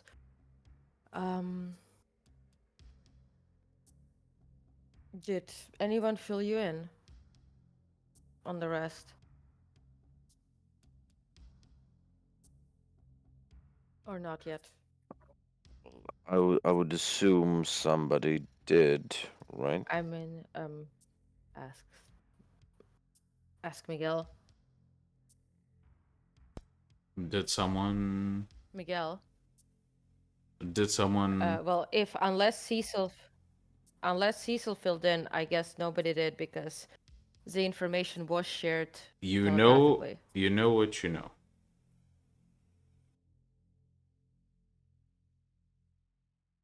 So if Abel doesn't know yet, Abel doesn't know yet. Okay, so... right then. I'm going to share something with you. And I'm going to share it the same way it was shared with us, okay? So, relax your mind so I can speak into it, okay? As the rest of the pack already knows. I'll try to relax my mind while driving. No need to Just roll. basically don't resist. No need to roll because willing subject and story moment.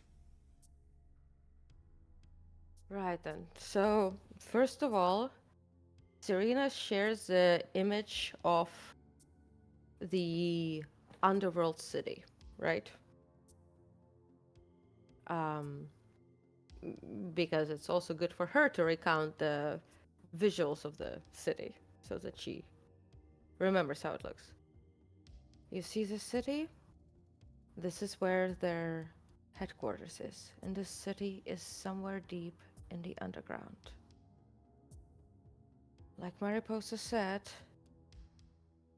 at least Well, that's not exactly what Cecil managed to get from that Nagaraja. But that's what I incur from Mariposa's words and her hunting for Ruark specifically. So, they are there in that city, and they are part of every big sect. We know they worked with the Archons from that attack which took Billy's life. And tonight, I've seen that both the Anarchs and them are involved in Jesus's disappearance. Now, Chuckles was the person who was with them. And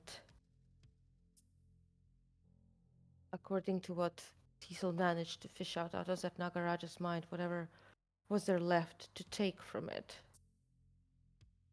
even the lowest of the recruits are absolutely sure in their might and power. Based on that, we can entail either there's many of them everywhere among our kind, or there's enough of them on important positions. Think Archons Justicar's princes among the Camarilla.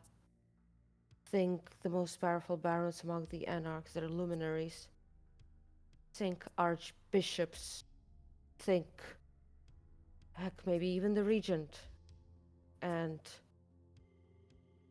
maybe even the Black Hand or the Sabbat Inquisition. Either way, even Chuckles was a traitor. Chuckles was the one who basically helped orchestrate that. And based on what Mariposa said, there's many. What else was there that Cecil said about them specifically beyond this? I think you got most of the information that Cecil shared. Okay. So what we report, so this is still in the mind, so for the outsider, we're just writing in pure silence. So what we're doing, Cecil has been investigating Rourke for a while. And so has Isaac been.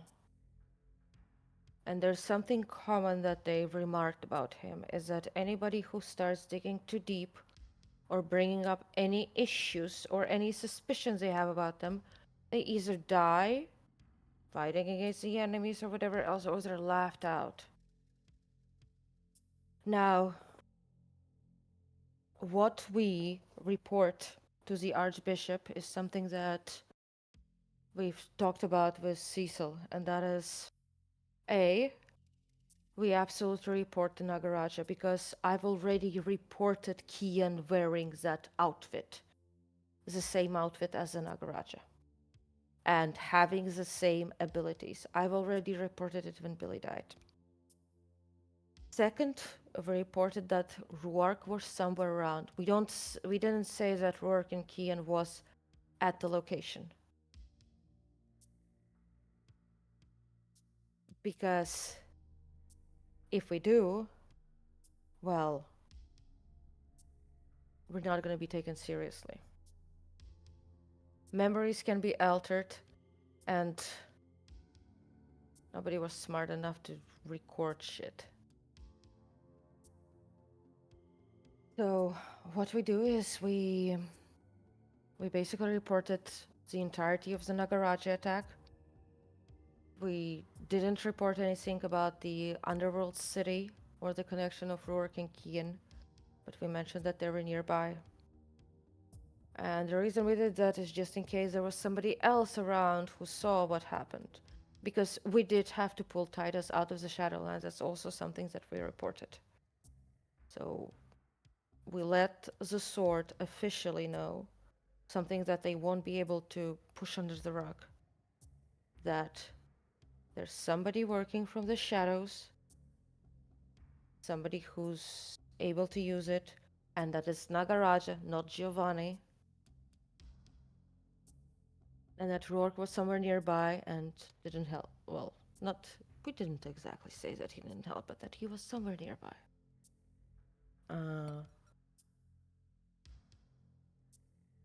Now, Cecil was quite. Cecil was quite serious about the fact that we can't share all of this with Isaac. Because he can also become a weak point. Either way, whatever you think at me right now, I will be able to hear it. But basically understand that whoever gets involved with any of this is under a grave danger. Isaac, Cecil, and I, all three of us are probably high on on Ruark's death wish. Isaac already suspected Ruark. I've only added more information. I gave him more information. I know quite a lot about that as well. And Cecil probably the most, so yeah. So, long story short, I think back to Serena. Huge conspiracy, possible traitors, overall sects on high places, and we have no clue what their end game is.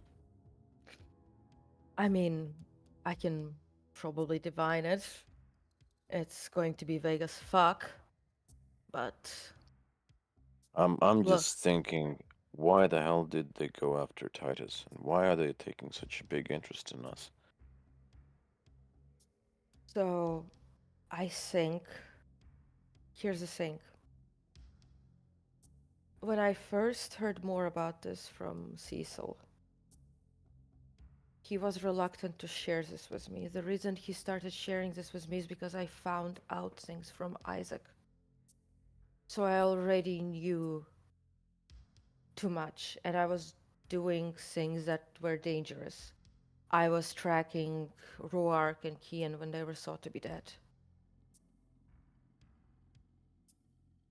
So the reason they're after us is because we share things as a pack.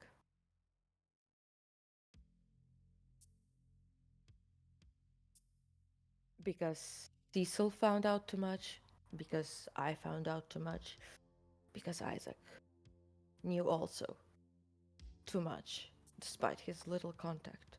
But I guess that's because of the powers that you have.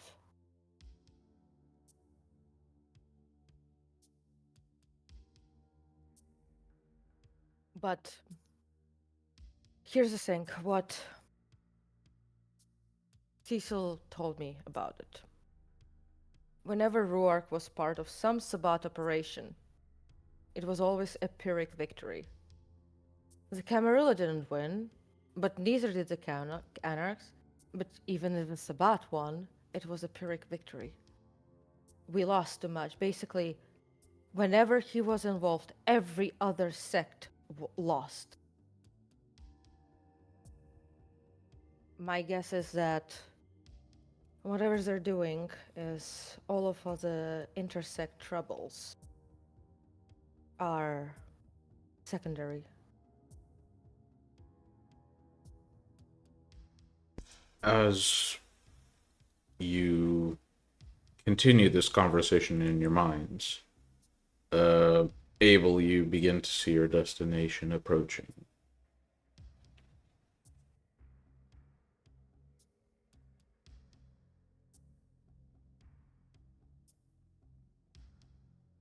So, do we recognize the location? Well, the general location is, like I said, quite vague. The last known spot where he was is this general area.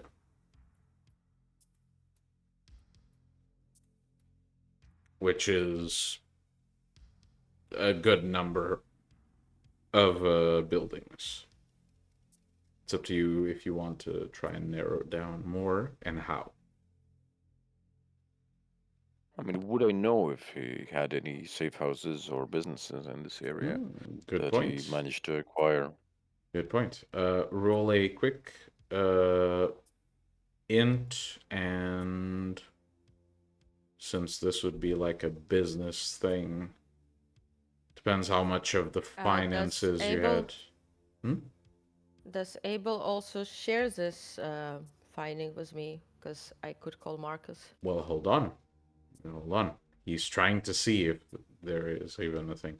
So, intelligence, and since you're trying to remember something that's somewhat business related, since you looked at the business, I'll give you the option of rolling either finance, basically to remember the location by where the money was going, or politics, if you're trying to remember by what interests were where and how you managed to keep Jesus out of types of business that you didn't want him in by appealing to other things.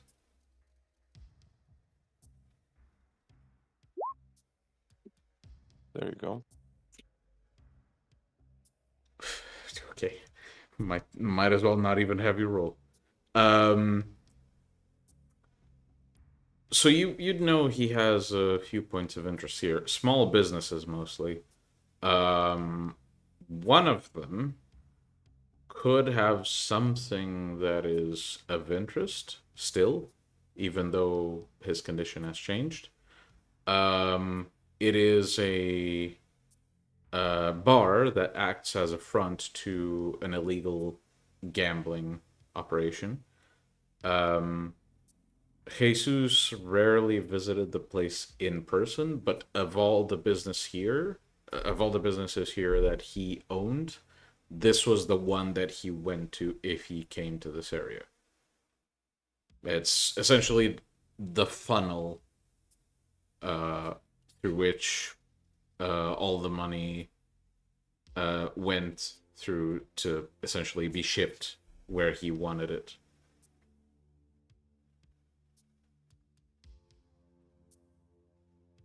I think really hard about this, this location and everything. And look at Serena. Do you say anything?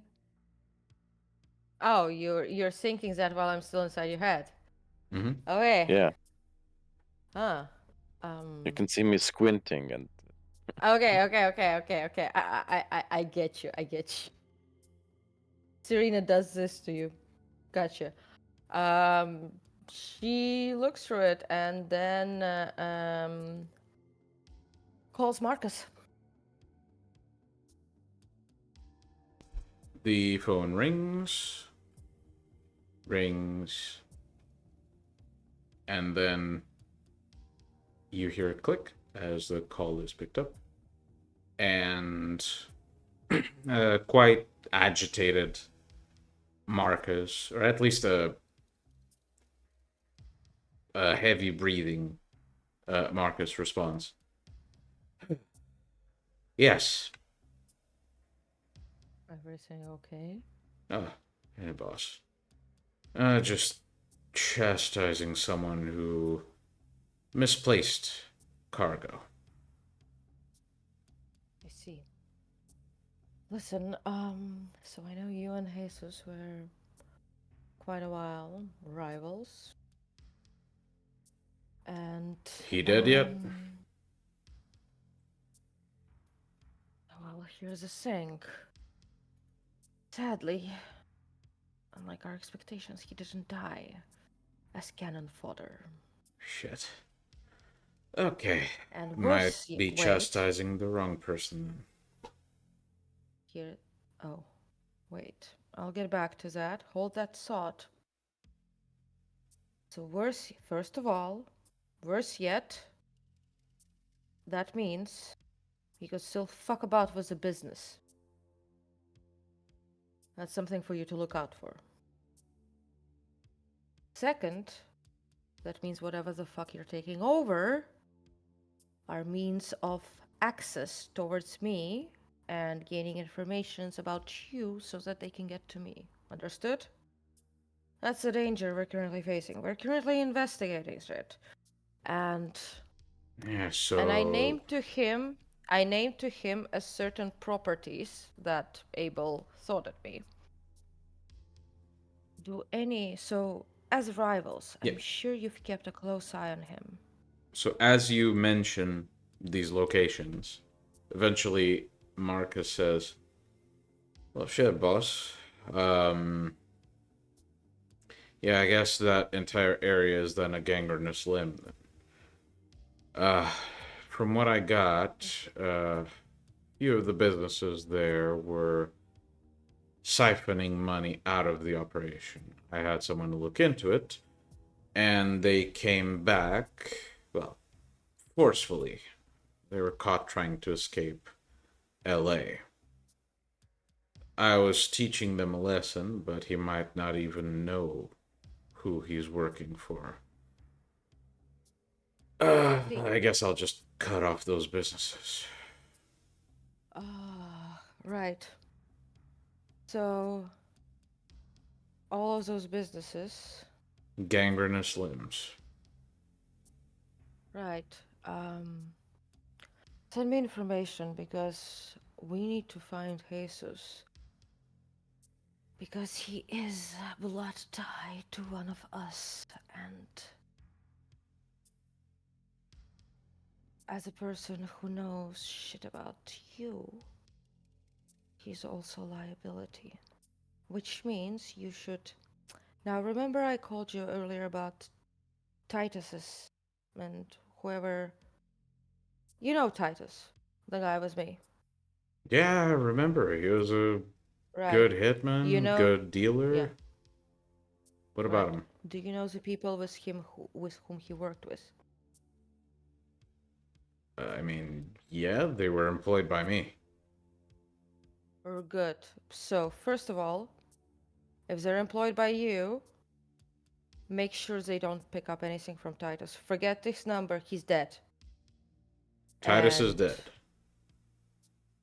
Yes. Fucking wonderful. Actually, he should know because... No, he should know because he sent that shit to another one bites the dust. Ah, right. Yes. Of course he's dead, and next time you fucking make a joke like that, I will come and I will peel your skin off, and then I will put it back. Do you understand me? Noted, boss. And then there's silence. Now, here's a problem. Whoever killed him might be involved with government and government hunting. You know damn well what it means about surveillance and shit like that. So they need to destroy their fucking phones and everything else. Everything else that could tie them to Titus. Either way, those loose ends need to be tied up. There's a moment of silence. And then you just hear Marcus say, boss, that's basically the entire operation. Then make sure... I'm sure he wouldn't have broken the silence.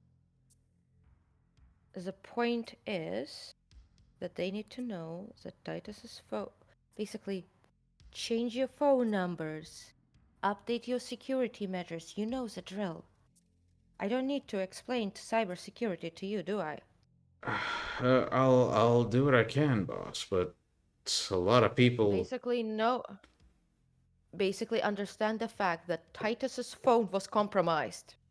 Okay. Titus's phone. I'll make up some shit. It's fine. Good. Titus's phone was compromised.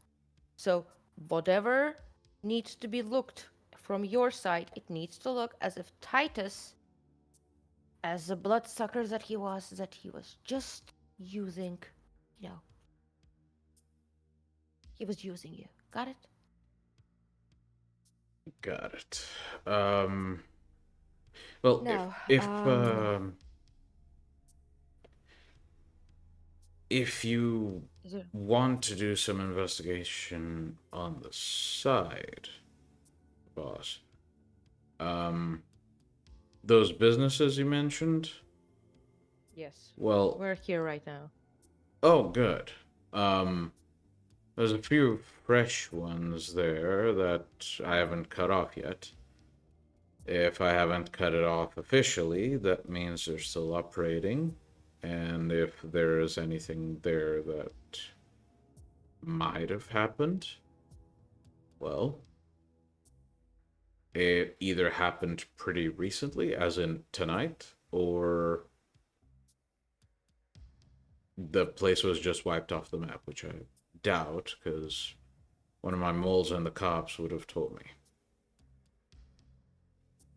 Right, well, I do know that Jesus was trying to make it difficult for you and trying some bullshit about. Yeah, Which I I've warned you been about.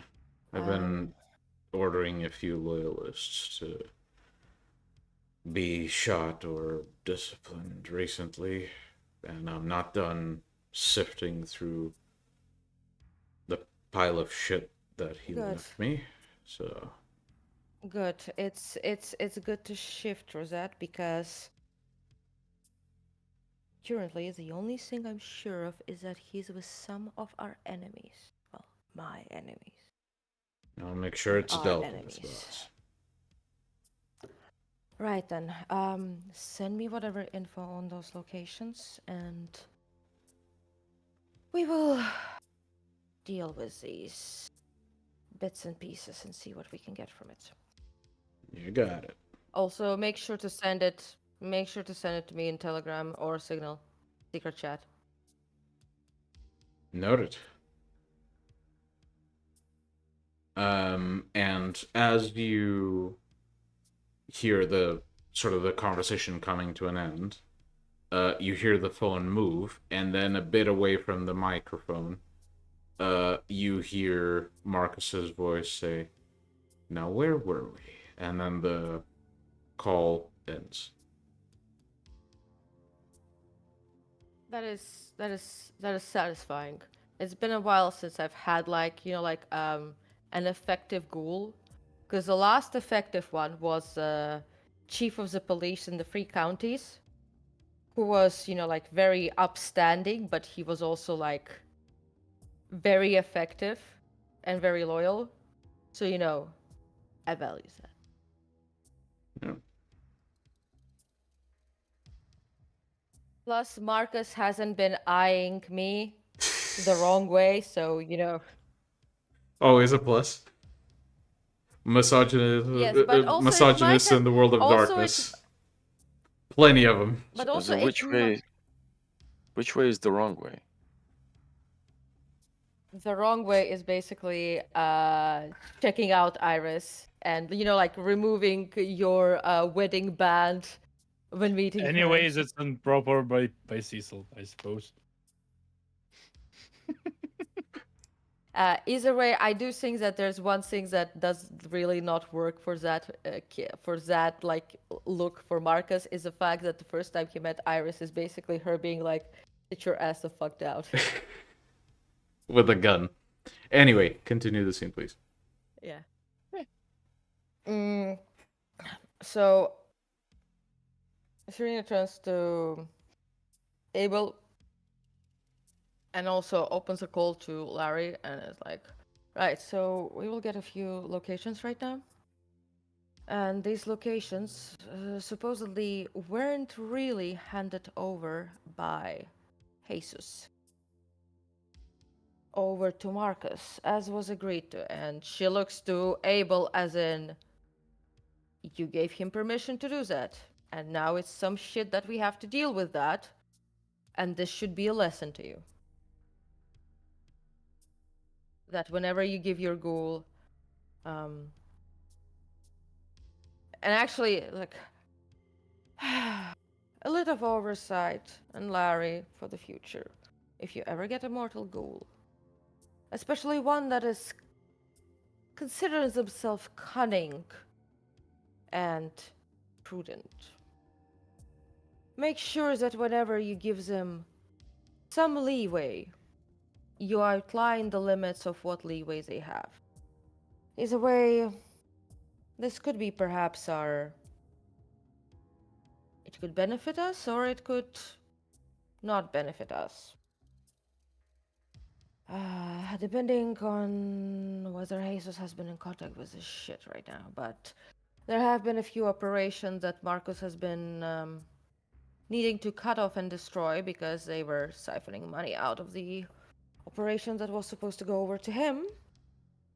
And my guess is that Jesus basically decided to organize for himself a nice little money pillow. If the locations arrive, I list them out. So, Abel, the locations that you hear are basically all the businesses in the area that you would know about. So these are the locations that he hasn't yet dealt with. So there's chances that we would be able to tell about, you know, about Jesus being there. By the way, Larry, are you able to differentiate between Cainites and mortals in a building? No. Then how do you differentiate between obfuscated and unobfuscated ones? Or do you just ignore that entirely? The obfuscation. It is too many questions to a person that has not been yielding this power since his birth. I don't know. I can sense where a person is in the building, but if they are obfuscated, I can sense that they are in the building, but not where they are. I see. But if they're not obfuscated, you can tell where they are. Yes. I see. Interesting. Perhaps you would be able to develop that power further to be able to differentiate between the live ones and non-live ones. But Perhaps. that would require you spending time on it. Either way, let's start with one building. Abel, since you know more about Jesus, pick one. Out of character, I'm just quickly gonna go to the ladies' room. Yeah, okay. It should probably be the one that I know Jesus frequents in the area. Okay. That would So- make most sense. Okay. Well, as you begin to make your way there, you sort of give Larry the general location of it. And Larry, given the fact that you don't have to deal with traffic or buildings in your way, you soar through the skies and begin to look through the street sort of in your mind, trying to map things out where it would be. And eventually you manage to pinpoint where it is, and you see some police lights surrounding the front of the building.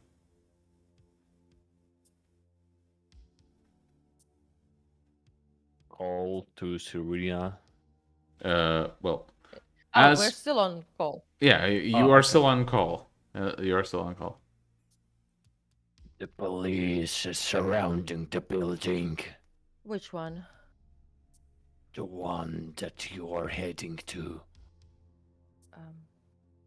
Well, we had how many buildings, Miguel? Well, there was one main one and a lot of side ones, but the most interesting one is this main one, which is surrounded by cops right now. Right. Okay. Larry, Yes. Are you able to feel up what's going on in the building without alerting the police? Maybe from Of the... course. Right. Do that. I'll give a quick call to Marcus. He does have some contacts in the police. He should be able to find out. So I switch the call to Marcus. Okay. And Perfect. as you begin to put this plan in motion, Larry descends towards the building.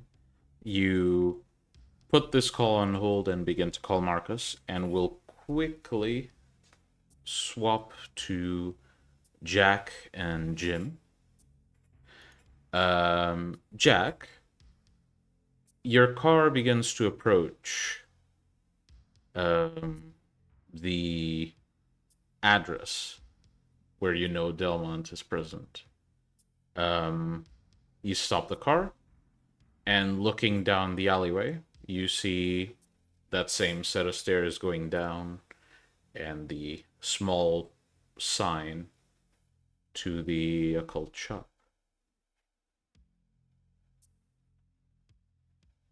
Well, see, you can probably join me, but really, I should do the talking. I'll just follow you and listen. Mm-hmm. Oh, and don't look too much at the owner. He doesn't like it. Okay. I'll go straight through to his office, not even waiting for him to open the doors. Okay. So you enter the shop and you go through the several displays. Make me a quick perception investigation, please. Mm-hmm. Careful applies. Careful does apply. Okay. I still don't have investigation, so remember that. Yeah, still I suppose. okay. So Larry has spoken to you several times about the memories he's managed to recover, and he shared bits and pieces of them. And in one of them, he mentioned he had a cane. He described it. As you walk, towards the office, you see in one of the display cases behind the front desk a cane that matches exactly Larry's description. I'll stop for a second. Like, how much does he want for that? There's no price tag. I see. Sure. I'll haggle about this one as well. All right. You enter the office, and the man himself sits in the same comfortable chair. He seems to be writing something, and simply gestures with a sort of wet crack of his fingers towards the two chairs in front of him. I'll sit. Go him to sit as well. And wait for the owner of the establishment, I suppose. This is the owner of the establishment, essentially telling you to. Yeah, I'll wait for him to talk. Okay. Yeah. Well, he continues to write, and it's basically a deafening silence, and you wait like a few minutes while he's writing. Do either of you say anything?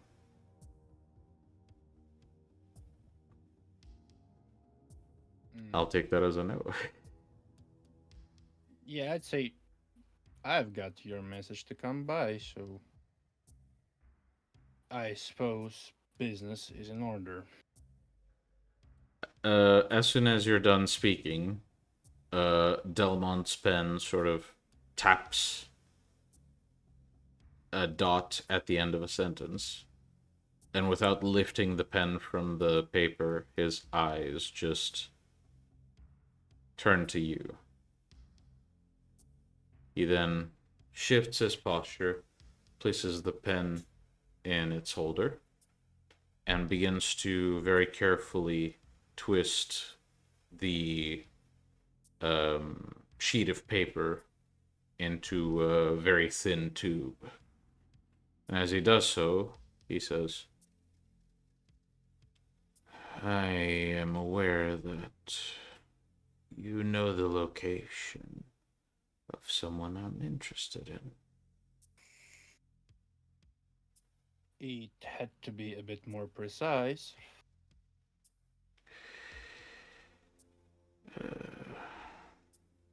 A woman by the name of Rhea. He taps the tube to sort of align the edges of it, and then begins to wrap a thick leather string around the paper tube and tying it. I suppose I do. I would like you to befriend this woman. Learn her secrets. And then, and as he tightens the knot on the paper tube, I'd like you to come back here and bring me her most prized tome. Well, that's gonna be a tough fucking task, but I suppose. He stops what he's doing, and his eyes just look at you. And I didn't. as say he no. makes eye contact with you, you sort of feel this, once more, this sort of cold feeling over your arm. I didn't say no. I just marked that the task is fucking hard. Good. I'm sure you'll accomplish it in time.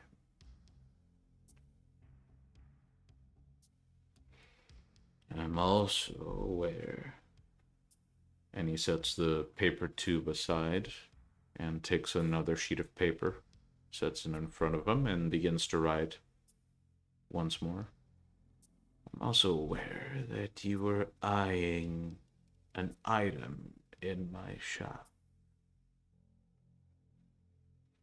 Yeah, curiosity. Seemed familiar for some reason. I'm sure.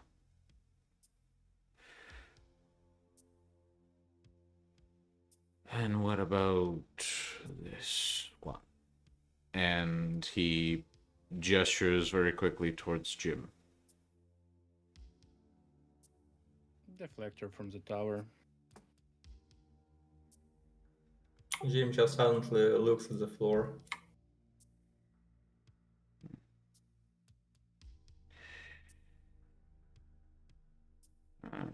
Similar skills to someone I knew.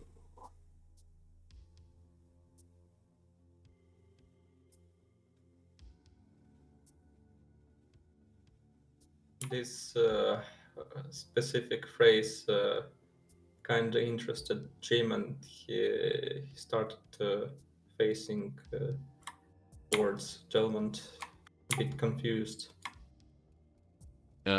Delmont basically looks at you, Jim, stops writing for a second, and then without much indication, his gaze sort of turns towards the side.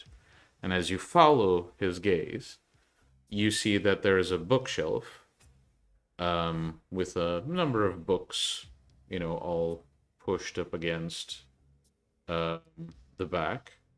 And then below it, there's a number of small glass boxes with specific tomes, specific volumes from a collection.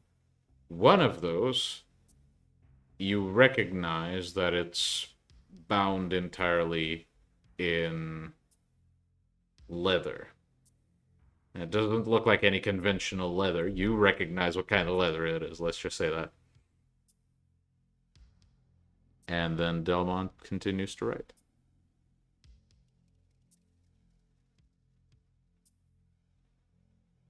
I apologize. How much for these books?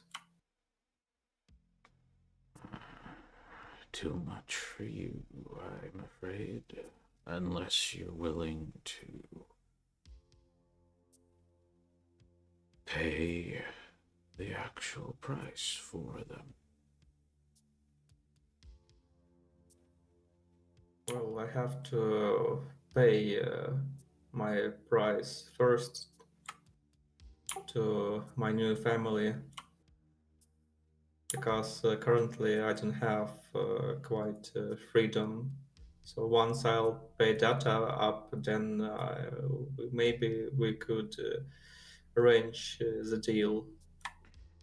Once you have such freedom, and he taps the final dot, sets the pen, and begins to roll this piece of paper, you'll be able to afford my price. Right now, I'm afraid you're not much use to anyone. Speaking of prizes, how much for the cane? Delmont stops, and then looks to you. Why are you interested? As I said, seemed familiar for some reason.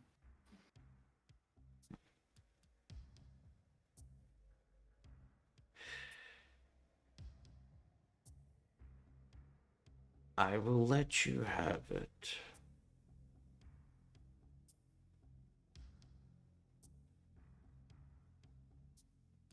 If you... He seems to ponder his options. And then says,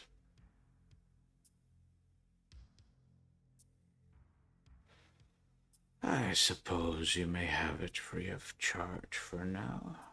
The item does come with its own price, after all.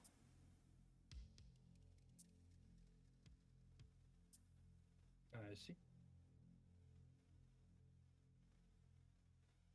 Any instructions for that? Delmont finishes rolling the paper and begins wrapping the leather string around it. Instructions would cost extra, Mr. Jack. Nothing is free of charge, I know.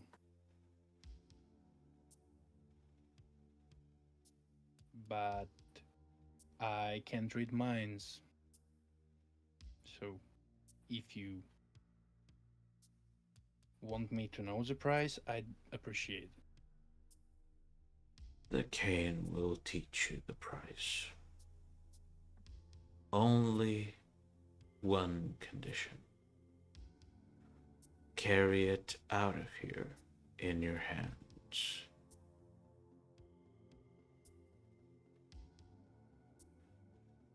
Okay.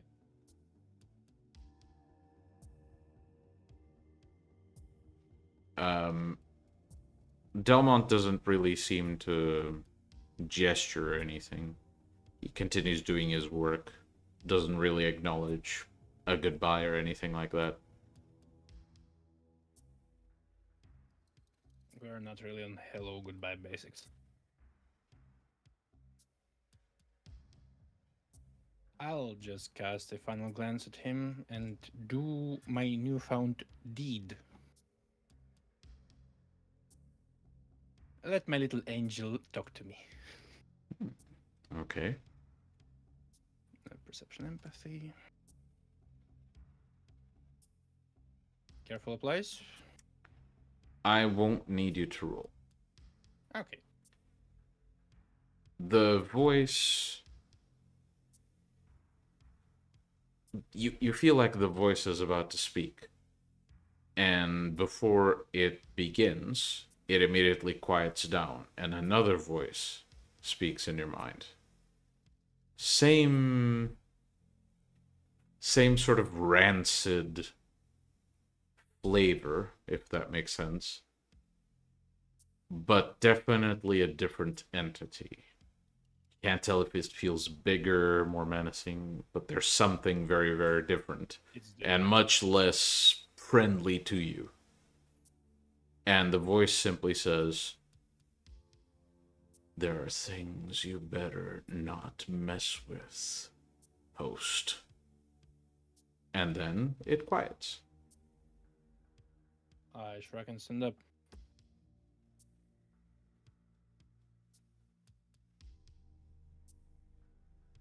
We'll talk some other time, I suppose. On the way back, I'll grab the cane. Mm-hmm. And as you are leaving his office, Delmont pulls another sheet of paper, takes his pen, and says, "Oh, and Mr. Jack, do inform your pack priest. There are certain places they shouldn't look, and certain things they're better off not learning. Take that into account when you remind yourselves that most of you serve me until I say otherwise." And he continues to write. Duly noted. And as you say this, you look outside the office, and the case with the cane, essentially the lock slowly slides open, and the box opens.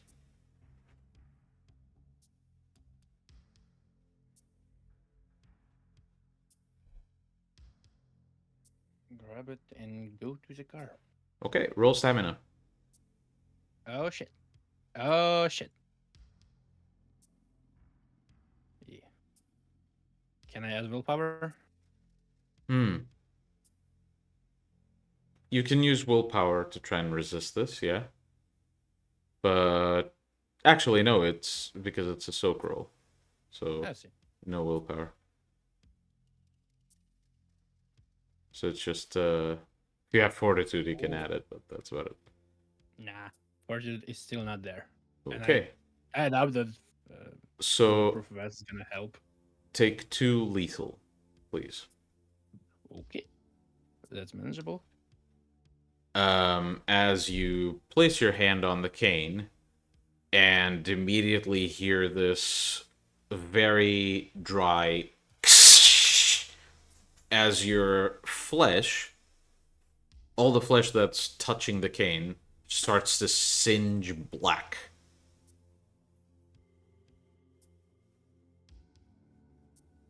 I try to not even show discomfort and just walk outside. Mm-hmm. And all the while, it just singes and singes. Are you swapping it around in your hands? Or are you keeping it in the same hand and just clenching and hoping to fucking God you don't let go? Knowing that my upcoming, I probably should have not switch hands, but I need my hands. So probably midway through, I'll switch hands. Okay. Then you add one more lethal. As your other hand, now that you know the danger, you try to keep some of the contact to a minimum. Just sort of like this. Yeah. Your other hand now has black spots on it, but it's nowhere near the, complete palm of singed black skin that you have. And eventually you reach the outside of the shop. Jim, I assume you follow? Yes, I follow. And I also say, uh, Jack, will you need a refill? Maybe I can find someone so you could have a snack. We'll see about that, call Serena. Should I call Serena? I can do that. Yeah, I broke my fucking phone. And I call Serena. Yeah. I Serena. just check the cane on the back seat and take the driver's seat. Mhm. So, Serena, as you're about to, basically, you put Larry's call on hold, and as you're about to dial Marcus's number, you see that Jim's calling you.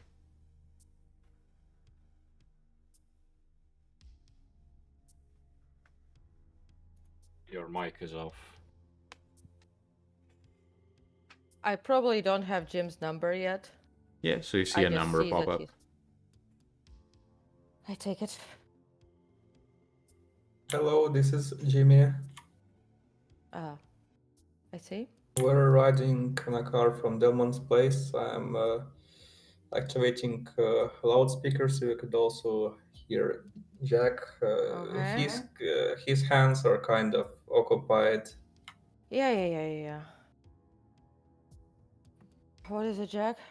Yeah, Dolmont wanted me to fulfill my part of the deal, and he wanted me to tell you that you shouldn't dig where you aren't supposed to. Whatever the fuck he meant.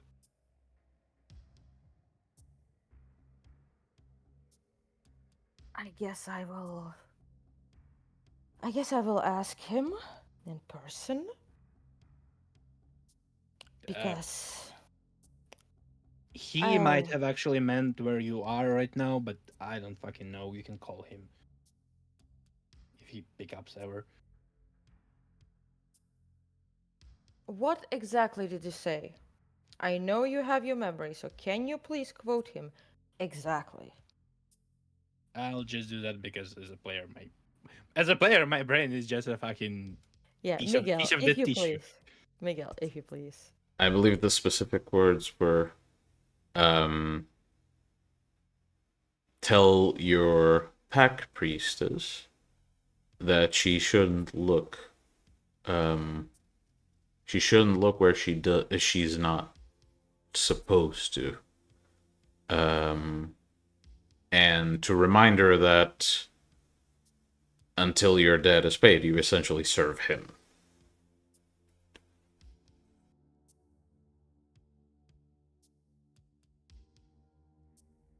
Okay.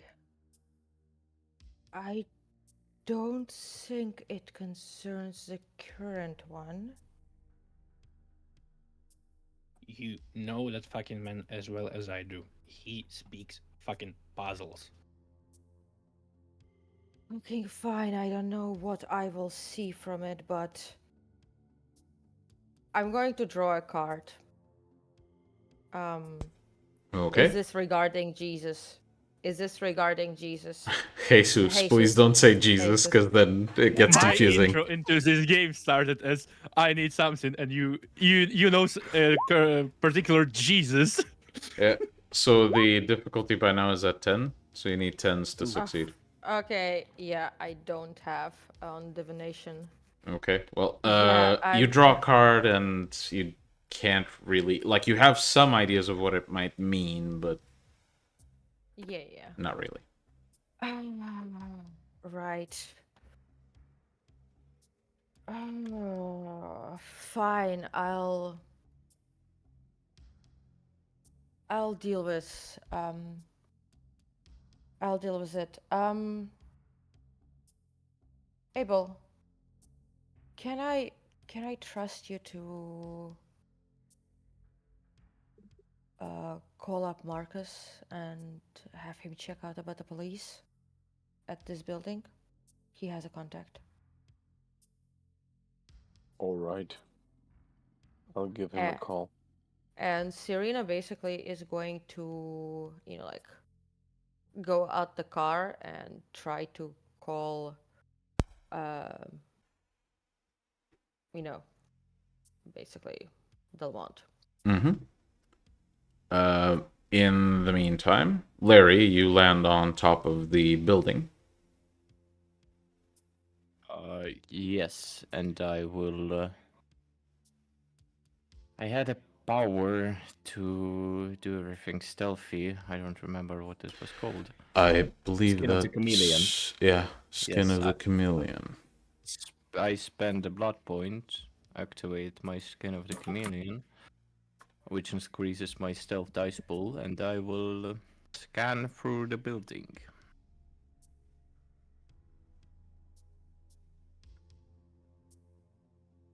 So your stealth dice pool is increased by 5.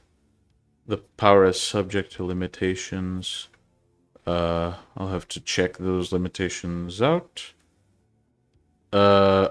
Any ground movement faster Essentially- than walking negates the effect. Essentially, my skin takes on the color of Mhm. whatever, Of whatever is walls. behind me. Yeah. Okay. So you focus for a moment and you feel your essentially the stone that now serves as your skin sort of shift under the weight of your will. And as you start walking, you feel sort of as if you're walking through water. There's sort of this wave of sensations that rushes through your skin. And you are pretty sure that your power is currently in effect. Do you enter the building through the roof, or what are you trying to do? Yeah, I enter and listen in. Okay. Fusing through the wall, or are you trying to enter through one of the doors? I will try the door first. Okay. Well, the doors are the doors you see to this place are the front door and the back door to the building. The back door. So there is no door no. on the roof.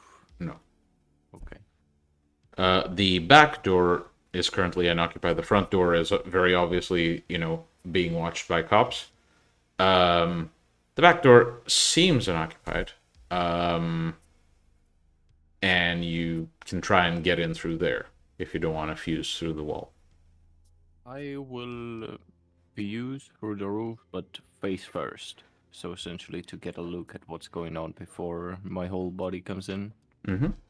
So you very slowly allow yourself to lay on the floor and sink your head through the stone.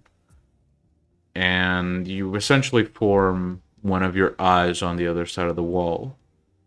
And what you see is an absolute bloodbath. You seem to be looking into this back area or the second floor area that doesn't seem to be anything related to a bar. There's a series of tables, and you can see like cards and a few like items that are common in casinos, like chips and such. They're strewn about the place, but so are a bunch of body parts, including, a bunch of torn limbs and blood splatters that cover most of other items. There's a few cops that seem to be keeping the area secure, and there are 2 people currently investigating the area, both of them wearing this sort of protective gear. One of them seems to be taking pictures and placing markers near specific spots, like cards, body parts, etc. And the other one has a phone and seems to be typing as they examine the area quite carefully. It basically, you recognize essentially this scenario as a crime scene that's currently under investigation, and you theorize that the two people here are detectives. Can I take a peek into the phone? You could try. Perception and alertness, please. Okay. Boom.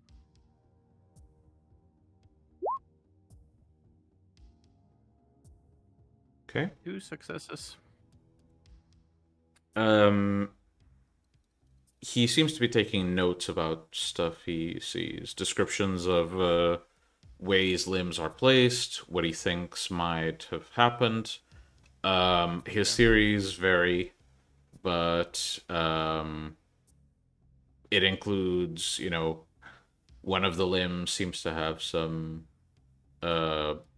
what he theorizes are cuts. He'll have to wait for a coroner's opinion, but he theorizes that they might have been lopped off with some large, sharp object. There is no Cainite related stuff. Not that you can see, no.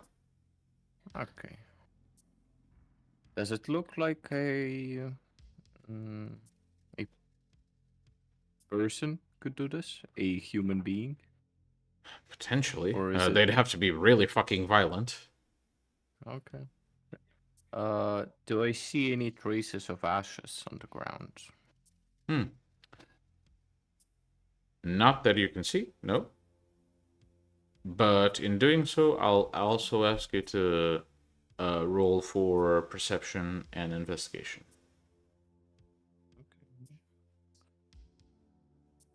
Oh, and of course, I forgot. Dex and stealth, please.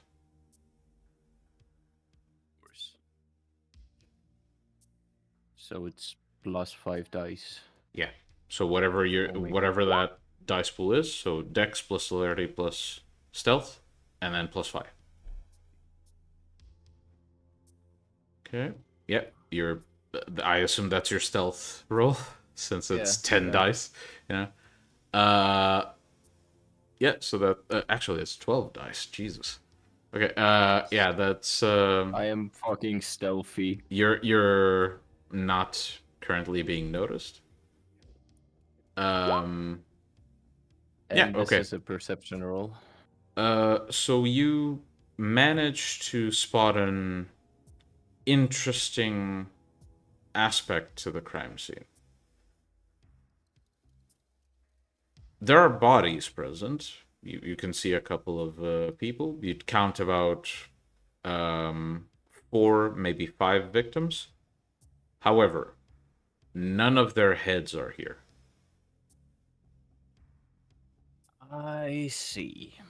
An autograph of an author. I will pop my head back out and fly into the sky. Mm-hmm. And as you take flight, we return to Serena and Abel. Who wants to go first, and who are you calling?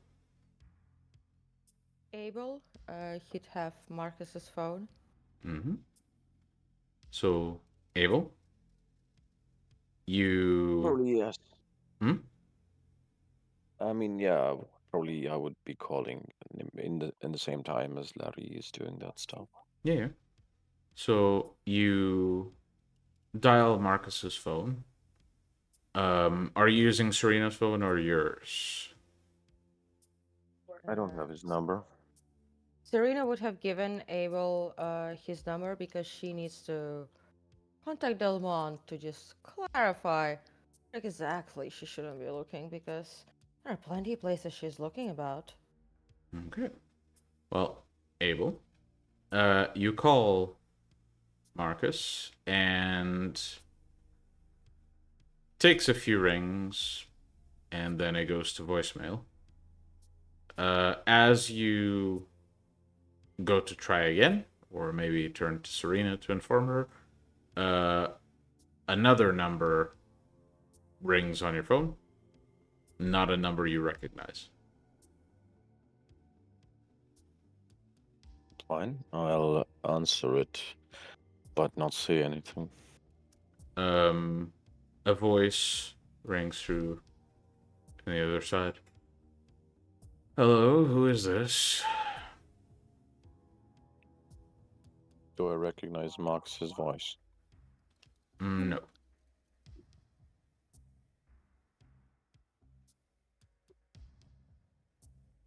You are calling me. This number tried to call us. Who is this? Who are you?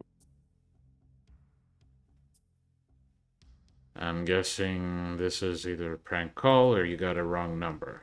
I'm gonna hang up now. Sure. And there's a click.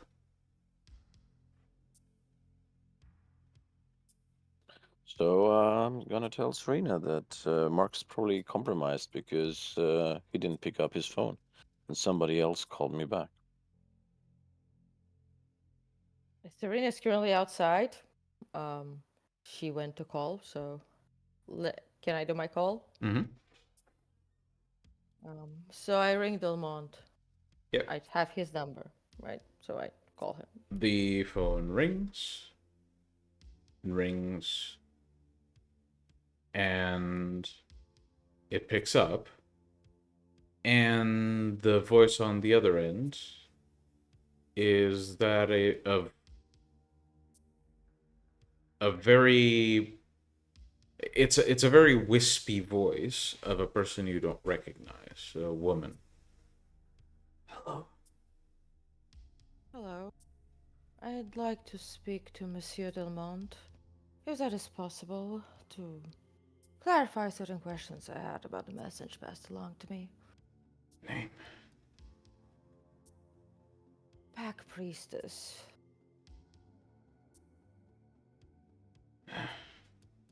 And then there's a few moments of silence.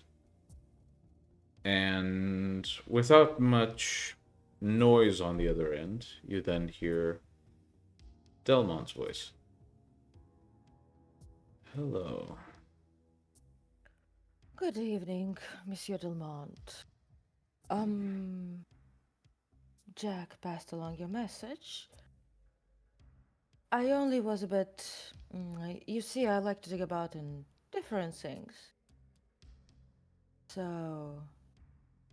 If you reach towards something I would like you to stay away from, you'll know. Will it be a spooky feeling of ghosts touching me? You'll know. Very well, considering that so far I haven't had those, I'm assuming that the people I'm interested in are not of your concern, which is good. If they are, I'll know about it. I mean, I'm sure you would have known about it already. Quite so. Then, well, since I will know about it, I will make sure to honor our, and I'm assuming that the debt will be an actual task, right? Along with all the old caveats that come with habits of our kind. I'm of Malkavian clan, so you will have to be more specific. You owe me enough loyalty not to work against my interests until your debt is fulfilled. Well, at least I know that whoever I'm currently working against was most likely not along with you, or else I would have known about it already. Or perhaps it simply does not go against my interests. Then it perhaps means that there is information I could trade to you eventually. I probably know it already. Given the circumstances of the kind I'm only finding about, most likely you're right. After all, I'm only learning about it. Either way, I heard you loud and clear, Monsieur Delmont, but currently we're cleaning up some loose ends, so I bid you a good night. There's a click, and the call ends. And Serena gets into the car.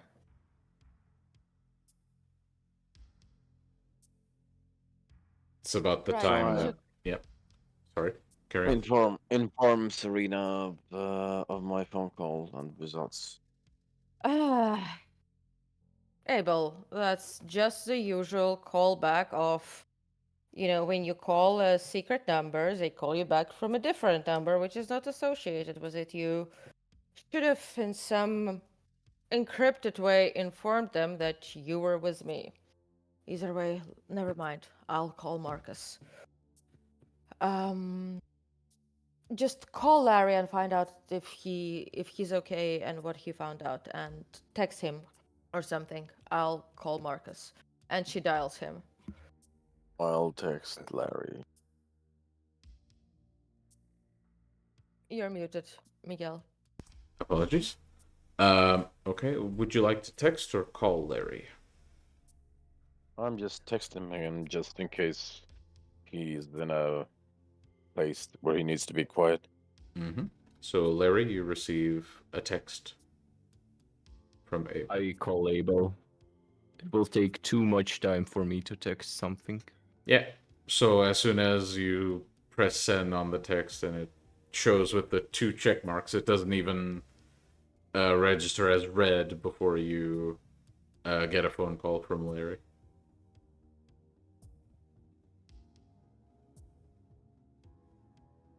Scene is a bloodbath. Oh. Does it look like caused by a person with extra strength? I'm sorry, the fucking oh just killed me. Yes. And the heads are missing.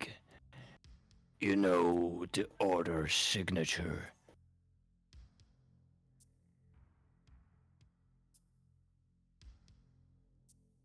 Oh yeah, that we already know that that's how they interrogate people, right? Perhaps. So, where else do I head? For now, back home. It's getting Wh- close to Were the you end. were you be able to were you able to send somebody inside the building, Jesus or anybody living? No, I didn't see anybody. But the cops. Okay, I'll just give you the details of the other places of interest so that you maybe can do a quick flyby or something and see if someone is hiding out in those. Okay.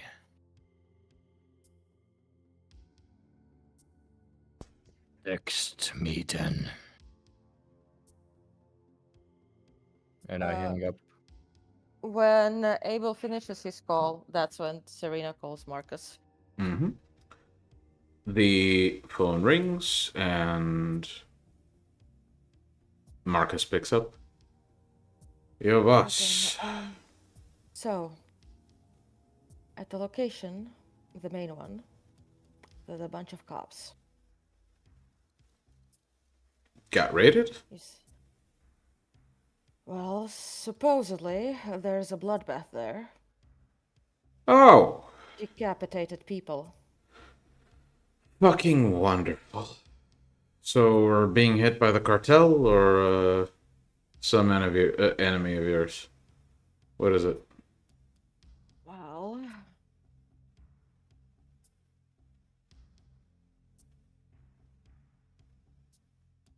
Well, Jesus is currently was an enemy. Fuck. That Okay. that I know. And if you're talking about the cartel, very doubtful. I mean, Also, given the fact that I just took a good chunk of their business, it no, wouldn't I surprise meant me. if. Look, let me be clear. If we're talking about the cartel, what's Victoria's cartel called? Oh, like. You wouldn't know what the name is. You would just know that she has a pretty solid grip in the cartel in LA. Whatever parts of the cartel she doesn't control or she doesn't influence directly, uh, they're basically to some extent working towards her interests. It might be that they're interfering with some of yours, but you wouldn't know. Listen, I'll find about the cartel, but I highly doubt it. Alright, any other information? I do have some Well, yes, you guests said you I'm have. entertaining. Well, you also said you have a contact in the police, right? I have them all. That's why it surprised Yeah. me that you had cops all over the place. Well, here's the thing. The reason there's cops all over the place is because there's decapitated corpses there. Now, it is unclear what it is. It could deal with the fact with whom Jesus is right now. It could be not connected to it. Either way, I do know that. Either way, if there's any other decapitations or of the kind happening, let me know. Because let's just say that a head of yours is enough to find out secrets. Alright. I mean, I don't think. Unless he No, was a visiting, decapitated. but. So, I don't think anyone we're there going. knew anything compromising. Good. So, by the way, if by any chance, and I know that sometimes, let's just say, those to whom we provide are benefits, so to say. And Marcus would know of the fact that basically Serena would have basically been to him like, you don't age now, and you serve me Yeah, now. he. I'm Yeah. assuming he's privy to all the basic Yeah. bullshit. Yeah. Let's just say that I know that those to whom we provide on occasions the benefits, they can get like quite obsessive and very diligent in serving to the point where they go over the borders of what they should know. Right? If you had done such investigations into me, where I go or something like that, I don't know make sure to get. anything that you haven't told me. No, I'm just warning you that you had done so. Make sure to clean up all those people. Like I said, I know nothing that you don't know I know. Good. For your own safety, keep it that way. I already expected that much. Now, I do have some guests to entertain. Do you need anything else, boss? At the moment, no, but I will be in contact about cleaning up and what else we can do. I'll be Beautiful. visiting you soon. I'll be visiting you in the week. I will. I will let your. I will walk past your guards, as I usually do. I might You won't be recognize me. flying through LA for the next week. I'll whenever you want to pay a visit, just give me a quick text. You got my number, and I'll make sure. Yes, I know I got you now. By the way, the person who just called you was one of ours. I will be changing my contacts. I'll let you know. I'm sure you will recognize when I'll contact you. Got it? I and you basically hear again the phone gets away from him, and you hear him sort of say in quite a calm voice as the phone seems to be moving. Right, cancel that investigation. I know who called us. And there's a click and the call ends. Mm-hmm. Right then. I think we should move away from here.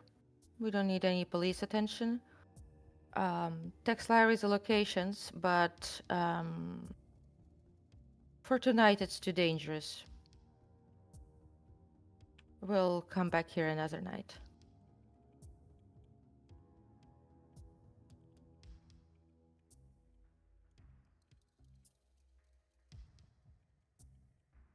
All right.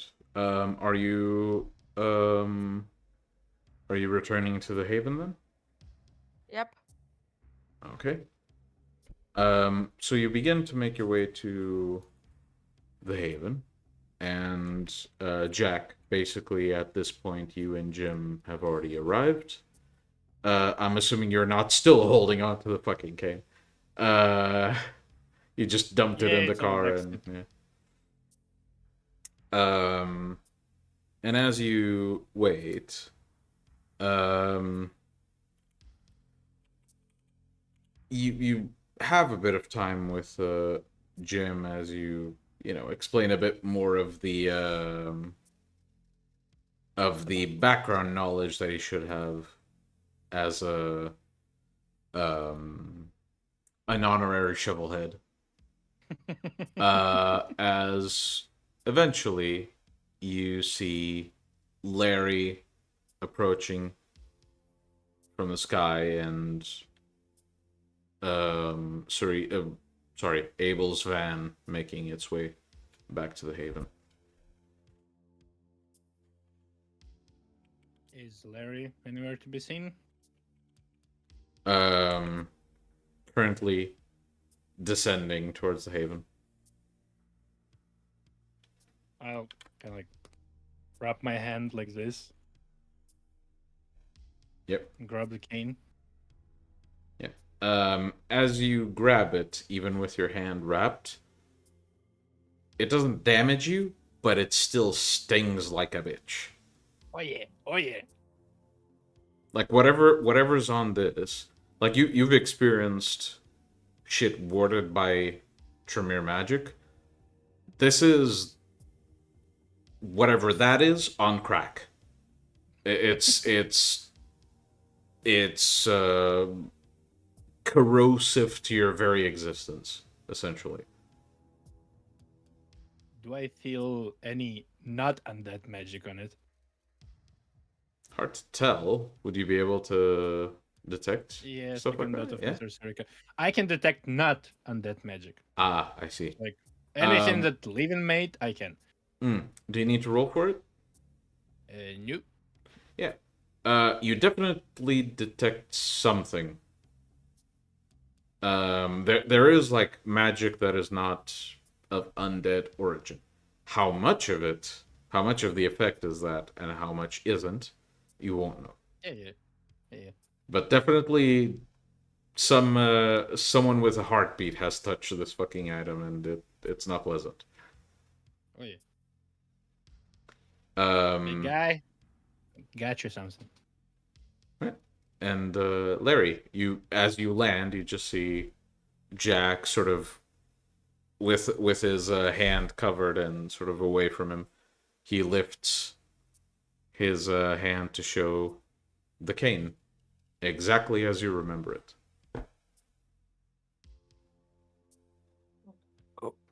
Where? Careful now. This shit stings like a bitch. Warn you. Where did you find it? Remember our common friend with the delicious taste in top hats? There. Larry actually never seen him. He He knows Oh. about him. Yeah, but he knows the name. He don't know how he looks. Delmont. At Delmont's. Oh. That's... I don't know what I feel about it. Can I hold it? You can try, but brace yourself. Of course. Also, who in the right fucking mind enchants magic was from both living and the fucking dead? Go on. Be careful. I will take the staff, the cane. Okay. Roll stamina plus fortitude plus whatever bonuses Viscerotica He might has give it you. all. Is it against lethal? It's against something. For Jack, it was lethal, but for you, we never know. I need to know damage. Well, If it's bruising or lethal, I have +2 dice. If it's aggravated, I have +1 dice. roll the +2, and I'll just count the last 2 dice as the difference in damage. Okay. So it will be...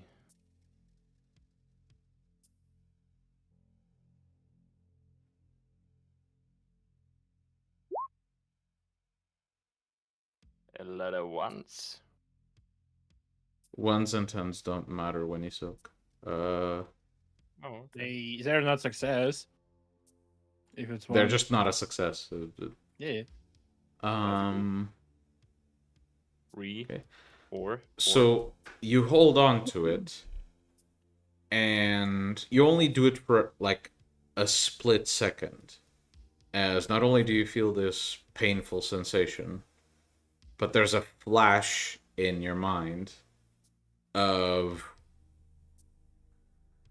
your hand, as it was before, holding the cane, desperately trying to cling onto it.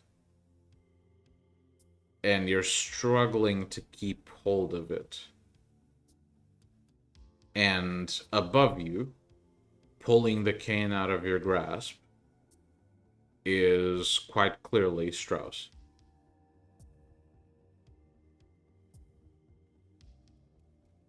And as that image sort of flashes in your mind, you just let go of the cane with sort of surprise at the sensation. I will grab it with both hands again. One at the shaft, essentially. Another one at the tip where you must hold it. And try to get the sword out. All right. Roll again to soak. Same amount of dice. And you're going to soak a good chunk, let's just say. That's... Okay. 2 successes. Amazing. So... These dice should be put in a jail. Oh yeah. You're trying to unscrew it and get the sword Yes. out, yeah? Yes. Okay, so that's gonna take a good bit of time. So whatever damage you do take, I'll just tell you, just for touching the cane, you're going to take 2 lethal. Mm-hmm. If you continue holding on to it, that lethal is going to turn into ag. So you can hold on to it, But if you start like trying to show the sword and you continue holding onto it, it's turning into ag. You can just twist it and then let it go and let it fall. Open. I will. I will. If I keep just holding it, doing nothing, will it still damage me? Yeah. Yeah, fuck this shit. I'm dropping it somewhere on the ground, and Okay. We need someone to help us with this. I know a person, but we won't like the deal. Tell you that. Can perhaps Serena take a look at it? Where is she? do I see her? Well, the van where Abel is still sitting, you know that Serena's still inside, and the van is parked right Did we there. return? Yeah, Oh, no, did we return? yeah. If we return, then Serena comes out. She would have go into the house because, it's getting early, so to say. Mm-hmm. Um, and she has things to plan. So, Serena, yes, can you help us with something? what's the matter? Jack has found the cane of Amadeus, Mm-hmm. mine, Yeah, I got that. and it That shit enchanted with stinks. living magic. It's enchanted with what magic? Magic of the living. So, mage magic. Or werewolf magic if they have it. Or fucking fairy magic if they have it. Okay, I mean, you could leave it with me. You could leave it with me, and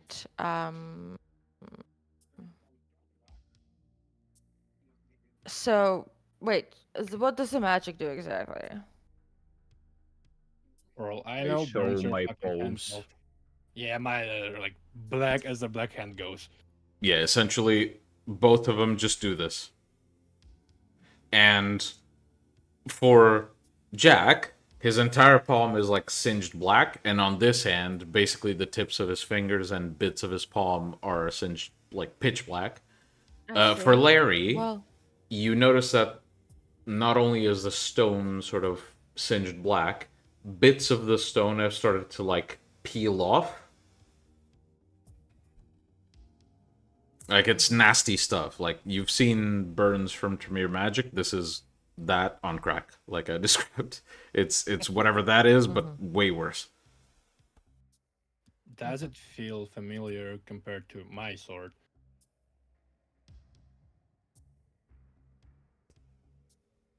Mm, Or like just nah, not really. generally familiar, but that's it. Generally, I mean, it's painful as shit. That's Hey, basically all you got. Yeah, that's general familiarity. okay, I see. Well, I suppose wrap it in something and leave it in my room, my experiment room. I'll see what I can find out about it. I do have some I contacts. got you. I go to have some contacts, um, which I suppose I could use. So, I'll see what I can find out. Plus, it sort of goes along with certain things I've been planning to learn. So, um, Jack just rubs the cane in his shirt, doing his best impression of Hugh Jackman. Yeah. And I'm like not I promising described, anything. even when it's like wrapped in cloth and you have something to protect you from it, letting any of its weight on your limbs, holding it, handling it, whatever, it doesn't damage you, but it hurts like a bitch. Hey, It's basically like holding hot coals in your hands. yeah. Jack still has some scars from the shotgun wound. It's way better, but still. All right. All right, I'll try to find out and I'll see what I can do. Not promising anything. We might need some. Yeah, I'll look up my sources as well. Mm-hmm. All right. And as you all retreat into the haven, you begin to go to rest. Serena, you get into the room and notice that Cecil is not there, but there is Serena will. a written sheet of paper that essentially says that he will not be coming to the Haven tonight. He'll be back the night after.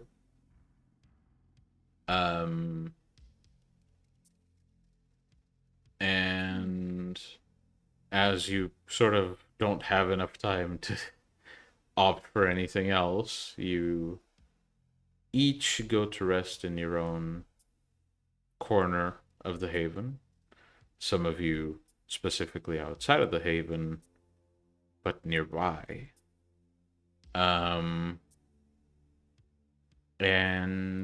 that is where we'll leave the first episode of season 2. We hope you enjoyed, and we hope you join us next week. And have a good night. See you around. Night.